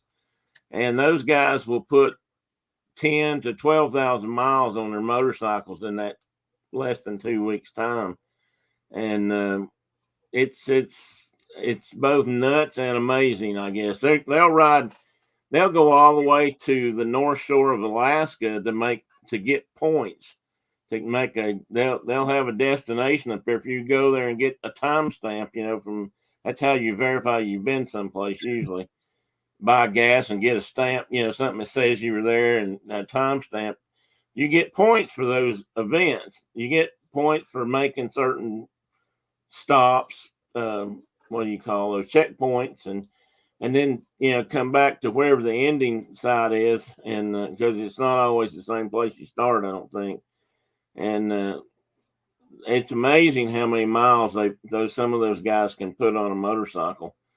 We know a guy here in town that has done some iron butt stuff, Jeffrey Green, and he used to ride to somewhere down in Alabama just to go to breakfast once in a while. So, I say that like Alabama's not terribly far away from here, but he would go way down in Alabama. Right. Yeah. Down to like almost Mobile or something. Yeah. What we call LA. And you would qualify for the 1,000 miles. Yeah. And iron butt people give out awards for different things. Like a basic iron butt is doing 1,000 miles in less than 24 hours. Then they have another one that's for 1,500 miles in a day and a half or something. They do something called a 50-50. I know what they do. Call that a 50 cc.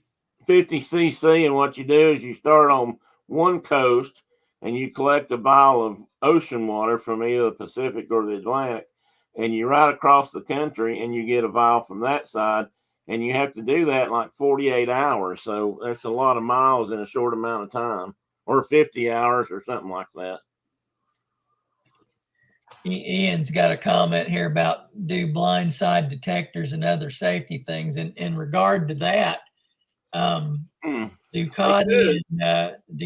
and BMW have both got radar cruise control on some of their models now. So I could see it. I could see it coming to that with, blindside light ups in the mirrors and stuff like the car has. Yeah. I would hope it has helped Ian with cars that if they're alert enough that they're paying attention to that stuff. One would really hope that that's helping. Oh, I've seen a lot of people drive by on a phone. Way too many. And my daughter got hit by a young lady talking on her phone. But here's the thing about riding a motorcycle.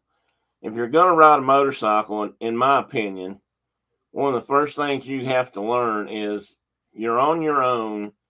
You're your own best defense, and your head has to be on a swivel at all times because you have to watch everything. You need to watch. You learn this if you ride for as long as we have. At least I feel like I did, that you watch cars ahead of you. You see a car pull up to an intersection, and I always sit there and think, what am I going to do if they pull out in front of me? Because invariably they will. And they always have the same excuse. Well, I didn't see you. That's, if you're on a motorcycle, nobody sees you. You're invisible. And so you have to always be aware of that. And I used to drive my cars that way, or I do. And the people I worked with sometimes were really amazed at the stuff I caught and they didn't, or wrecks I avoided because I saw somebody coming ahead of time. And it's just something you learn real quick. And Michelle's got a comment about lane splitting here. I think lane splitting is a good idea. I don't think I'd try it just because of the attitude of American drivers. Which is another good question, Michelle. You live in California. California may be the only place it's legal in the United States. I think Montana just approved it, and maybe Arizona is working on it. but it makes a lot of sense in some ways. I'll tell you what, one of the scariest places you could ever be is sitting behind cars, especially on an interstate or a freeway, and you being the last one in line waiting for the guy to come up and hit you from behind. That's another thing you learn to do is park to the side or stop over where you might be able to get out of the way or not, clear of a car instead of getting crushed in between them. I mean, you watch for things like that in heavy traffic. So I don't know. Lane splitting might, if it ever got here, I'm like Phil. I don't know if I'd do it right now or not. But if you grew up doing it, and it was, in fact, I read one time that it was almost a have to. I used to think it was a have to thing in California that motorcycles were supposed to split to get them out of those more dangerous situations. In But California, it wasn't a law on the books. It was just kind of overlooked. And then I think they passed a law to okay lane splitting. I might be wrong there, but like in Europe, most car drivers in Europe expect you to lane split and work your way to the front at a traffic light. But here, if it's all about who's first, I'm ahead of you and all that. Who's going to get home first, apparently. Michelle says she thinks it's crazy. Maybe if they go the same or similar speed, but they zoom past. Well, that's not good either. But of course, now when you say they zoom past, Michelle, are they zooming past because you're sitting still, or going a lot slower than speed limit, or are they just always doing that? And I don't. That's there's where we have to talk about some different issues. I think that is a problem and probably not smart. Shelley said she had a cousin who sideswiped by a deer. Yes, he was very fortunate if he didn't get hurt badly. I've had deer jump out in front of me when I used to go to work up near the lake. We had deer. I had deer along the sides of the road very often of a morning, and I had one come out, and I could have, if I had wanted to, I could have reached out and smacked her on the butt because she just about took me down, and she was that close, and it was a pretty scary thing. Kind of like Phil's dog episode we talked about earlier. Two dogs basically got under the wheels or tangled up in his wheels and took him down, and you were only going 40 or so. And that was like a 25-mile-an-hour zone. Well, see, when Phil tells me that, I know Phil wasn't going fast because he doesn't speed. He's always trying to go speed limit. So, the problem, what took me down was hitting the brakes instead of gassing it. Because once that first dog went under the wheel, then that was like throwing a wheel chock under there. And I bet it was. Shelley, I knew a guy that was at a rally for the Concours owners group one time, and they had it out west. I think it might have been in Colorado, but I'm not positive. But en route to the event or after the event, now I'm not sure. He actually hit a deer along a really long straight stretch of highway there, and if any time you ever have to really worry, that's probably it, because you just sort of get hypnotized by that long straight line to a degree. But that happens in cars too. And this guy hit a deer right in the midsection and literally cut it in two. And he managed to get stopped and didn't get hurt, but his motorcycle was full of, pardon me, blood and guts and everything else. He had a heck of a time getting it out. What was really bad was as he continued on to his destination, that started smelling really bad on a hot engine. So he had to really get that cleaned out. But he was lucky in that case. The deer wasn't lucky, but he got through it and didn't get hurt. I had a coworker that did the same thing one morning on the way to work from Loudoun County. He cut a deer in two? Cut a deer in two, and he looked like he was green all over. I guess that deer must have been eating pretty good, but oh yeah, he was covered in green goop, and so was the motorcycle. And He just got a concussion out of it, but yeah, the deer was in two pieces. Well, Mike, I hate to hear that. That is sad, and we all don't like to hear about, as riders, we don't like to hear about things like that happening, but they do. And I don't know if your friend was going over the speed limit, or if he was driving really fast, or if he just was in the wrong place at the wrong time, kind of thing. But it doesn't always matter if you're driving fast or not. You can be like Phil, going the speed limit or less, and you can still get knocked down. By his case, it was loose dogs that shouldn't have been, but people back out in front of you, they pull out in front of you. I mean, it is a serious concern. And when I drive in traffic here in Knoxville or around town or any place like that, I my eyes were, once I got stopped or near stopped, my eyes were always on the back.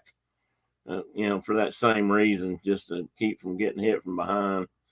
So I don't know, Michelle. You gave us. Let's see. She's got something about New York. We put deer horns on her car to make a noise. Deer whistles. Yeah, they don't really work on a motorcycle. People think they do, but they really don't. We knew a guy that put them on an airplane once, but Who was that? that guy from Arkansas. Well, it was a guy from Arkansas. He had an MU2. Do you not remember that? He was kind of a goofy guy, but I can't remember his name. But he was out of Arkansas, and he had us put a set of those things down on his landing gear doors, or somewhere where they wouldn't interfere, obviously, but where they wouldn't be in the way, so that when he was on approach, they'd be, doing their thing. But there's been a lot of studies done of that, and they don't really. Actually, they don't work so much. If I was an FAA guy, I'd say I want to see the paperwork on that mod. I'm afraid there wouldn't be any. Is that an STC? It's also sad about that, Michelle. The person that hit him only got 7 years. Got 7 years in jail. Yeah, I am too, Mike. Because down here they probably wouldn't have got that. Yeah, there's a really bad example of that down here. We had a local congressman or senator, I can't remember. I guess he was a state guy, wasn't he? He's a state senator. Who was drunk and ran over a guy on a motorcycle one day. The motorcycle guy was doing nothing wrong, if I recall correctly, got killed. Then the state senator ended up getting off pretty much scot-free, and on top of that, they tried to name the highway after him. He drove on home too. Yeah, he just left the guy and drove on home. Yeah, that's right. Yeah. And this was in the late 90s or early aughts or something. And he just drove home, and then they wanted to name the highway after him. The motorcycle people in the area and around the country, I think the AMA did something where they had a campaign against that. They did. And they didn't end up naming that one after him, but almost just as bad, they named another one after him. So he still ended up getting a highway name for him. And, he was a rotten, well, he killed that guy on the motorcycle, plain and simple. Yeah, they tried to name the highway after him, Michelle. It was, I believe his name was Carl Corolla. Carl Cola. Cola. Okay, Carl Cola. ELLA. And he was, that was just not good. They got a lot of hate mail over that, including from us, or from me anyway. His son drowned in a kayak accident over here in Rockford.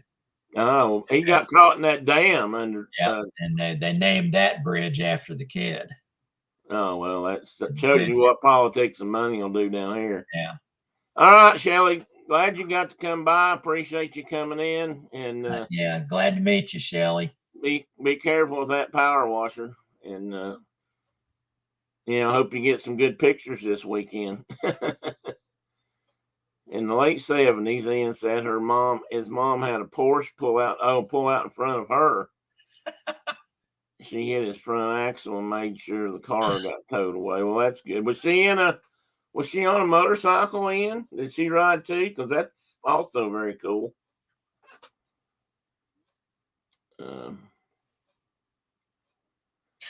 Yeah, Michelle said something about the airplane. He was the only guy I think I remember that had them, but he insisted we put them on his plane. So I think we did, and like I said, I don't think they worked. There's one comment here about putting them on backwards. Does that kind of like suck all the sound away then? Be like two little black holes of sound getting sucked away. Let me try again. I'm trying to get caught up. Go ahead, and that's a good question. It might create a black hole in sound in front that might suck the animals right through the venturis. Mike said he had a friend who was a cop and he put deer whistles backward. Oh, he's the one that did that on his interceptor. And he still hit a deer every time I asked him if they're on the right way. His time, they were on the right way this time. Well, if they work at all, that might make a difference. Like I said, I have seen them on a motorcycle, but every study I've ever read about them, they don't really function. That people still like them, and I tell you what, if they give you comfort and you believe they work, then I'd say put them on there. But you still need to be aware. Hi, Dave Cantrell. How are you today, sir? Kind of like the little bell on the tail piece there, the little spirit bell. Yeah, that's another thing some motorcycle people do. They hang a spirit bell somewhere on their motorcycle. I've seen them on the bottoms and on the tails, and that's supposed to help, ward off whatever kind of bad mojo, you might have while you're riding.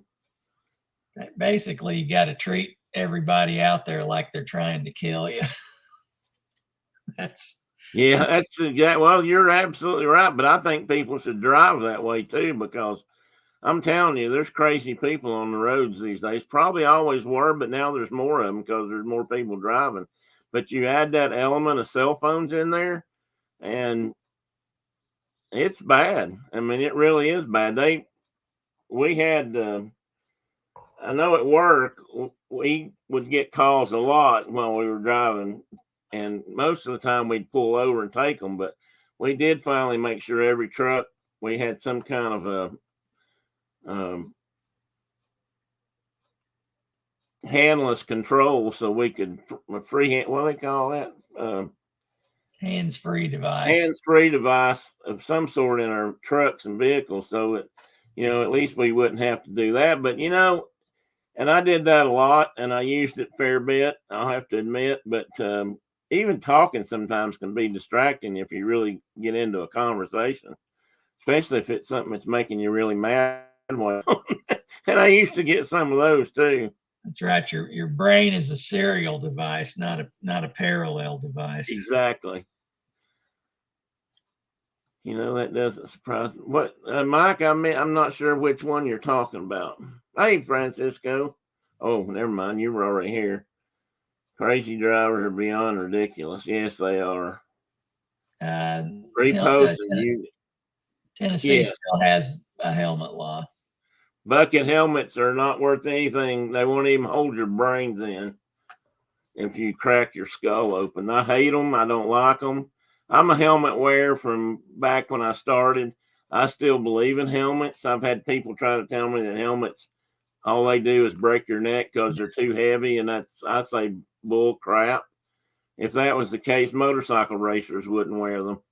My two wrecks, if I'd had a bucket style helmet, I wouldn't have any more teeth, because I always managed to do a face plant, and there's the helmets shows that it saved your face. Yeah. I've been wearing a full face helmet since they came out, I guess. I had I never wore a bucket helmet, but I did have open face helmets with a shield early on, but that's before I ever saw a full faced helmet. We have to, state law here, Michelle, that we have to wear them. Interesting factoid about that, though. We've got a U.S. senator now, used to be a state senator. I think he's a U.S. senator, isn't he? He's a congressman. You talking yeah, well, that's what I meant, congressman, House member. Yeah. And he's tried for years to get Tennessee to have it's funny how you say this. If you got a helmet law or not a helmet law, but he's tried to get the helmet law repealed so you didn't have to ride them in Tennessee. And I think it's ridiculous. I think it's dumb. I think it might be kind of cool to ride down the road with the wind in your hair once in a while, but that's as far as it goes. Phil and I both are, what's the abbreviation they use? All the gear all the time. GAT. Yeah. And I have ridden when I was younger, I rode in jeans and a jacket, but I always had on some kind of boots and I always wore a helmet. But nowadays, I don't get on my bike unless I've got my riding pants on. Well, I might have jeans on once in a while, but not often. But usually I have on riding pants, which are abrasion resistant and have pads in them to help protect my joints, knee pads, butt pads, if you will, back pad, a jacket that's, made for riding that has abrasion proof fabric in it. And again, padding. And a full-faced helmet that's at least DOT rated, and then motorcycle boots, and that's the way I feel most comfortable. Or at least shoes that come up over your ankles. Yeah, at least shoes that come up over your ankles. Now, when I was a kid and bulletproof, back before I became mortal, I didn't ride with as much gear on, but then again, I didn't know about a lot of gear because the only thing that was out there was leather back then. Now you can buy textile stuff that's cooler and cheaper than leather. But even that stuff's not cheap. I mean, good riding gear is expensive, but it's worth it. All it takes is one good down, and you're going to realize what it's worth. That doesn't mean you absolutely won't ever get hurt, but it sure helps eliminate some of it.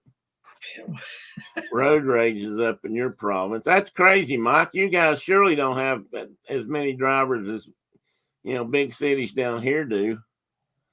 Carol, I just tease my buddy about it all the time when I see him about the deer whistles being backward. Mike, I would too, because that's hilarious.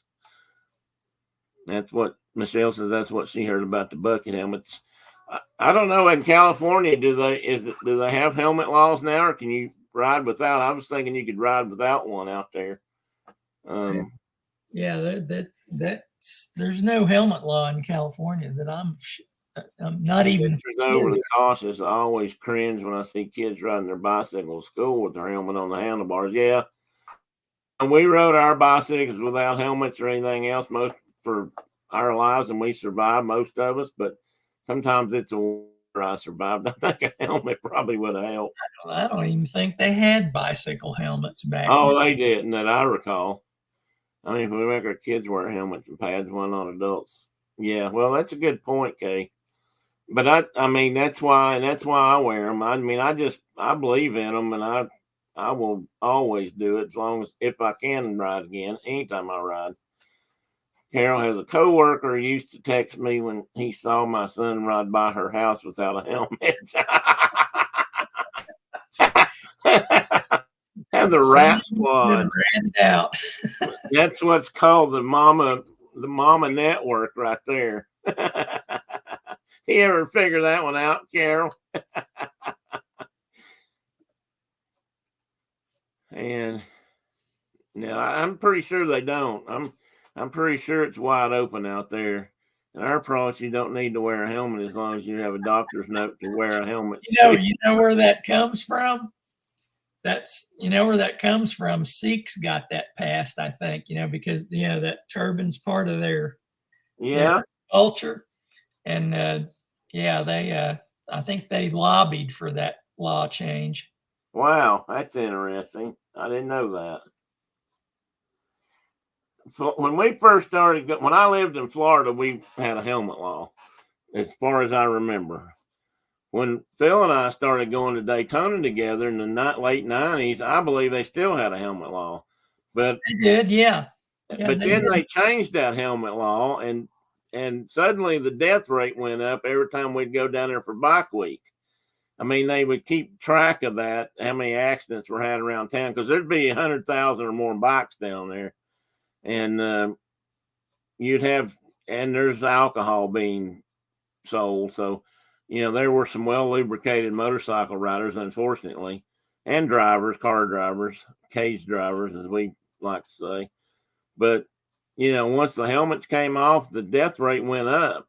And it was also irritating to me when we would go down that a lot of the vendors in the display areas would be selling those bucket helmets, and they weren't even good bucket helmets. They were just these really cheap, flimsy things that they'd sell for $5 to $10, Yeah. and you could get away with calling that a helmet. So a lot of those guys that wanted to be helmet wild or Hell's Angels wannabes or whatever would wear those things instead of, so they could get by with pretty much not wearing a helmet. Not novelty helmets. Yeah, they're actually novelty helmets. And if you picked one up and read it, it always said this is not a real helmet.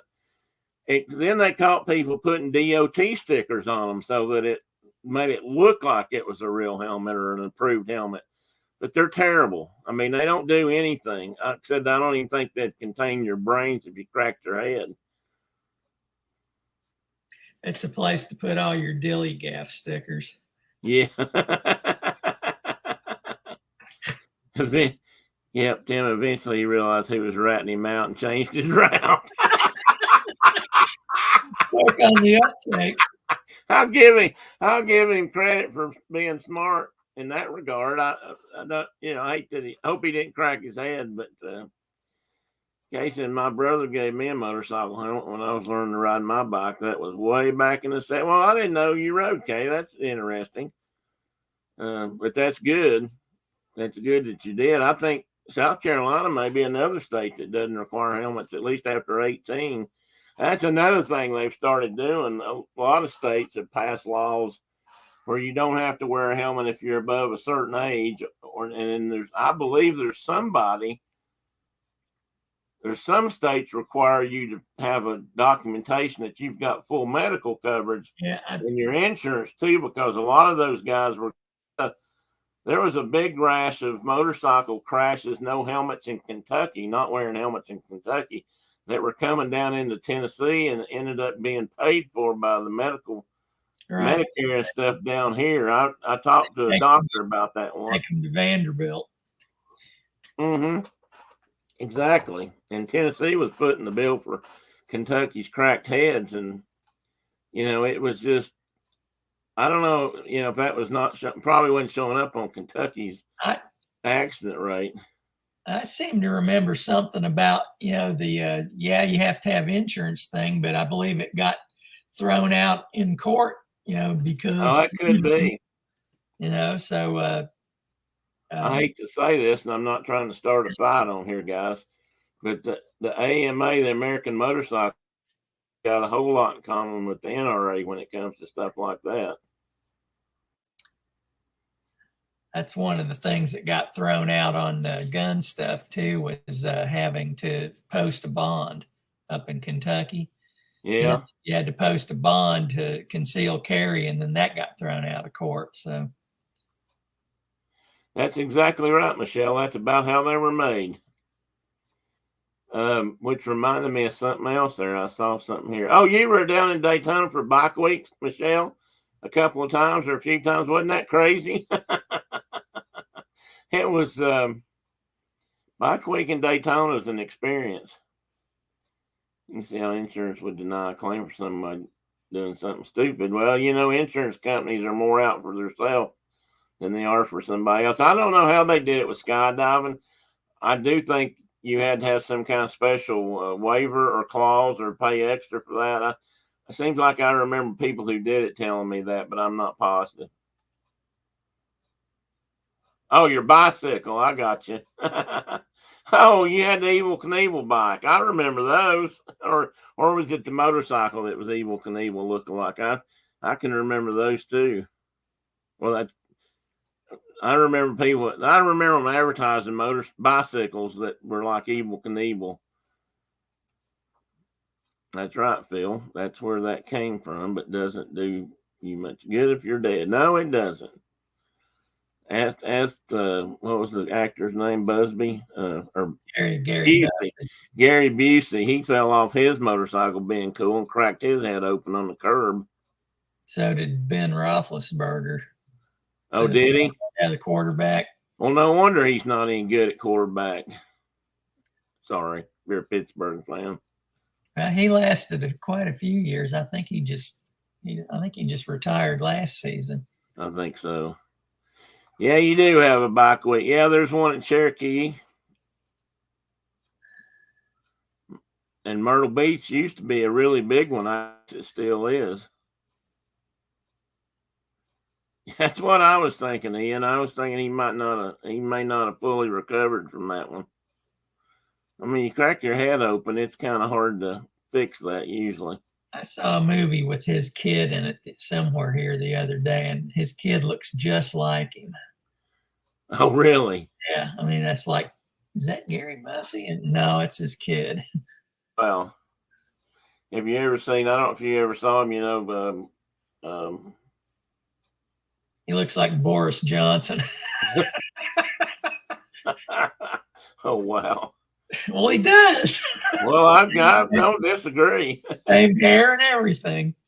Oh, look at this. She was a beer girl. You were in lingerie selling beer is what you were doing. I don't know when you were down there, but if you'd been down there when we were there, Henry probably gave you candy. Oh, I'll be right back. All right. What's this about a sister-in-law? Works at some resorts in Myrtle Beach, still has a big bike week, according to her. They did. There was something weird happened down there a few years ago. And Kay, you can probably correct me on this or clarify, but didn't they have some kind of big deal where they had something to do with they had a black bike week and basically a white bike week still? And of course, that wasn't too uncommon. I think Daytona kind of did. Where my dad passed away, I wanted to get him a helmet to wear. A helmet in the house. Oh, well, yeah, I can see why that might be helpful. I saw a sister-in-law. Oh, the bike week thing. That's a big deal. Michelle, selling beer is a big deal in Daytona during bike week. They have little booths all over the place with young ladies wearing bikinis and or lingerie, and they're selling beer, and they sell a lot of beer that way, I'll tell you. I was looking for my beer girl picture to see if it was Michelle or not. And I couldn't find it. I was going to bring it in here and say, is this you? Oh, no. And Diana says her brother-in-law was hit by a stolen speeding car, was thrown head first into a tree. Oh, then the helmet saved his life. Well, there you go. That's bad to get hit by a stolen car. I mean, of all things, that there wasn't any insurance there. Yeah, Myrtle Beach still has 2 bike weeks. I thought they did. Michelle says it was good money. I always wondered about that, Michelle. I bet it was. I don't know how they were doing it back then. I could have got a job working at the Speedway back in those when I was there, and you could sell beer in the stands to the spectators. You could get in the races free, and you had to sell a certain amount of beer or whatever while you were there. But what you had to do was buy the beer. You'd buy a case of beer from the vendor, supply the vendor, and then you'd walk around and sell them. And they charged you too much for the beer, but then you got to charge way too much for it once you got to the stand. So there was actually good money in that, and you didn't even have to wear lingerie. But that's a little bit different.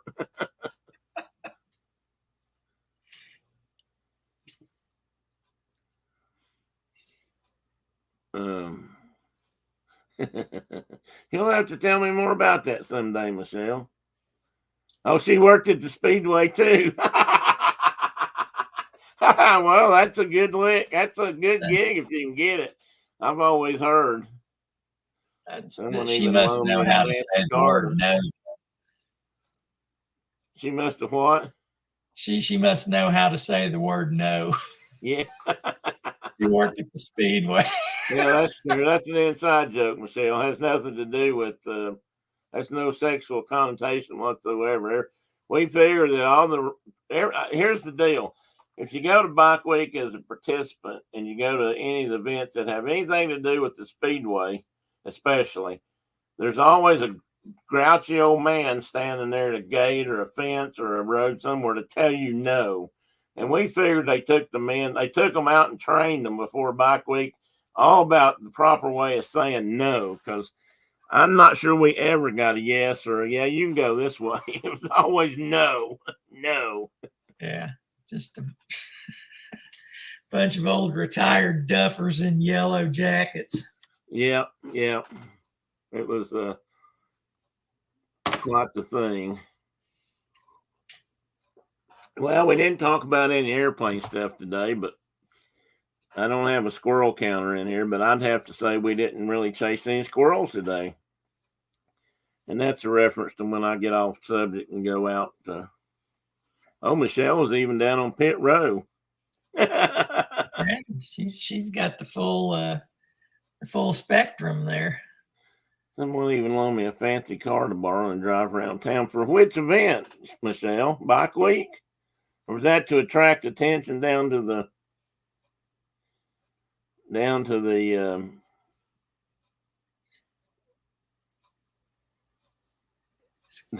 beer booth? I can't think of the word I was trying to think of. Well, Michelle, you need to get in there more often because we do chase a lot of squirrels in this Saturday morning show. It's topics come up and off we go. We've been known to chase a rabbit or two from time to time and get off topic a little bit. But today we stayed pretty much on, Phil. That's probably because you're probably better disciplined than me and Mark are when we get started. But we've certainly been known to chase a few. Excuse me.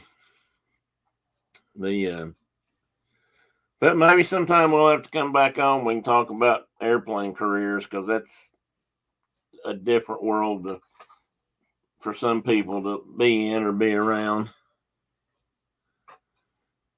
Michelle said something about, I don't remember, just some guy we met at one of the track events had a brand new car and he seriously just gave us the keys and let us take it. Wow. That's cool. That was probably fun. You don't remember what it was, Michelle? What kind of car? See, now a guy would remember the car more than the other parts.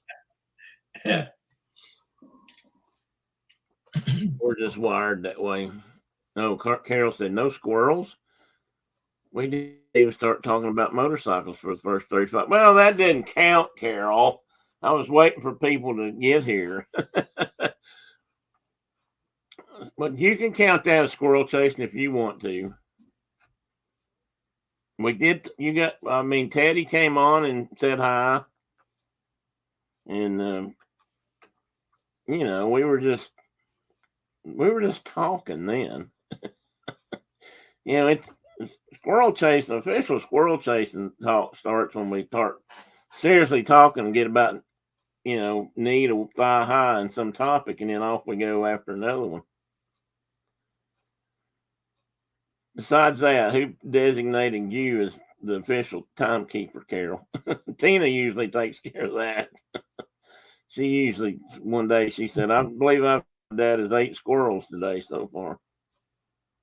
Convertible sports car, maybe a Ferrari. Oh wow, that was nice. Wow. I worked as a security guard, sort of at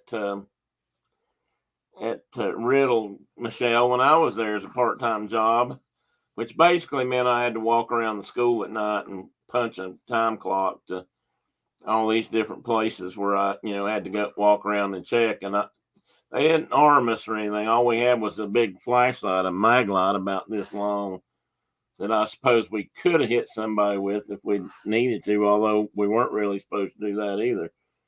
But I had to rouse the guy one night. He was sleeping in the parking lot at the dorm, and he was sleeping in his car. and he was driving an Aston Martin, and he was one of those. Back then, you could literally drive a car to Daytona if you had, I guess, some help, and tape up the headlights and or whatever, and then go out and race like the 24 hours and see how you did. And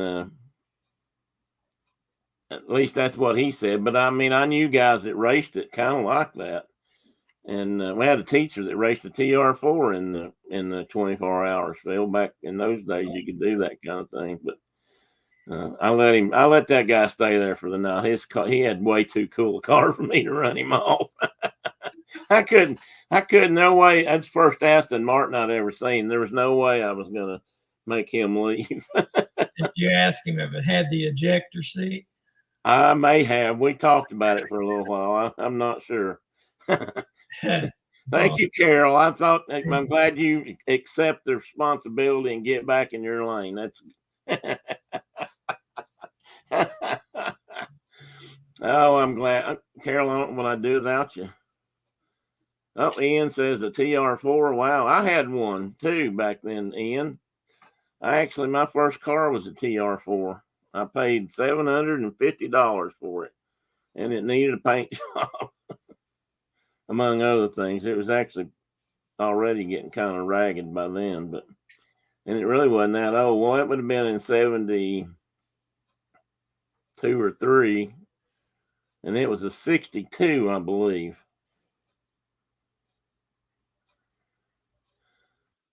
I don't know about that part, but I walked around at night. I was a midnight cop for Embry-Riddle. So like I said, I don't know what I'd done if something really happened, because we weren't exactly trained for the job. We were mostly just to make sure nothing else. Yeah, Lucas, the Prince of Darkness.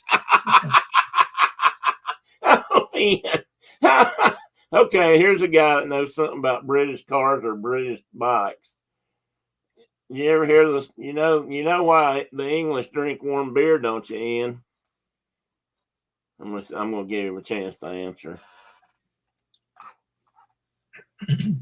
That TR4 was really strange, and I don't know why they did this, but it had a negative. The positive went to ground on that car, and the generator output ground went to the battery or something like that. It was backwards from what we do things now. It was really hard to find a radio for that car. Ian hasn't spoken up yet. British bikes mostly, because Lucas did the fridge electric. Yeah, that's right. They did electric. They did most refrigerators in England were by Lucas, so you could know they guarantee they were going to fail. So that's why they drink warm beer. That used to be an old British bike joke, but kind of true, unfortunately. I guess especially during that time when I was growing up, because that's when the whole motorcycle industry over there was kind of going to hell in a handbasket. Well, Lucas did other stuff too, but I'm sure they were having the same kind of problems. There was a lot of. Go ahead. They still build aviation stuff. The FADEC for the Rolls-Royce 3007 is the Lucas part. What does that do? Fuel control? And full authority digital electrical control. It's a computer. You fly by wire. My God! And that's a Lucas. yeah, that's what a FADEC is. So. Can you fly it in the rain? That was the other thing we used to say. You couldn't drive a Lucas stuff in the rain. Yeah, that was told in a lot of classic British bike shows, Ian. You're correct. That's why I figured you knew it. Okay, guys. My voice too is starting to break up. It's 12:24. So I'm going to shut this down here in just a moment. I want to thank everybody for being here. If you hadn't done it already, hit the like button for me or the dislike button. Your choice. I'm not going to try to expect you to always like me. And if you hadn't already, consider subscribing and, be a member. I'm up to 110. I got a new subscriber. I finally broke 109. I'd been sitting at 109 for a while. So as you can tell, Phil, I'm not really a great big giant. Since I started binging on Itchy Boots stuff, she's gone from 1.6 million followers to 2.2 now. Just in that little span of time that I've been watching. She was well under 1 million, I think, when I started following her too. So I'm behind. I have to get caught up. I've not caught up lately, so I'm way behind on her stuff. When I think when she came out of Africa. Yeah, she's in Copper Canyon, Mexico right now. Oh, cool. Michelle, I'm glad you're here and you get points for being here, but that husband of yours, you tell him that, he should get up and get online.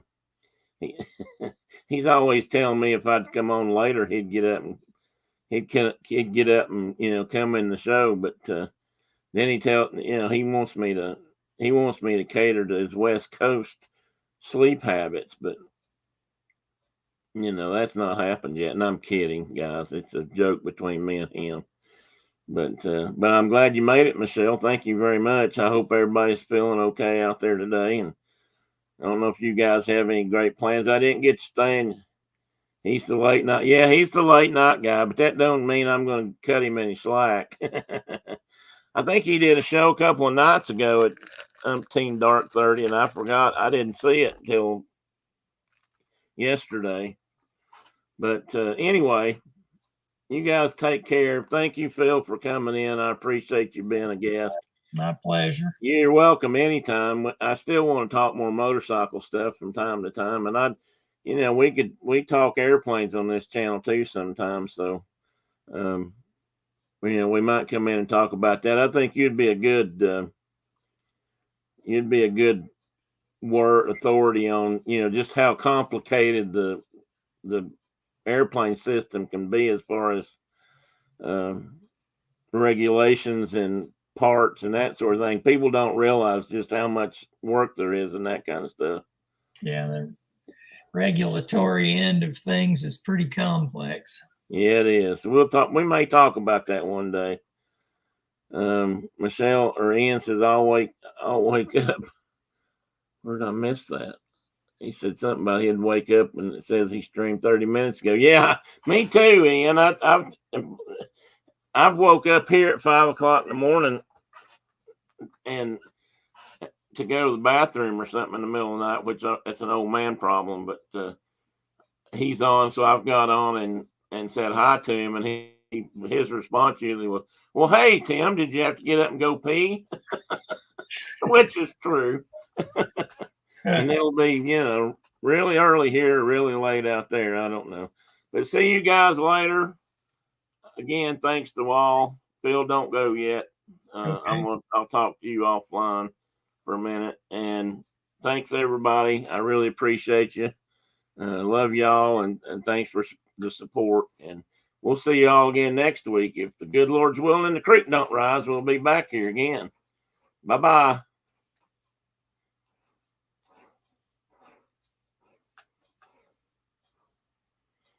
And I'm still here.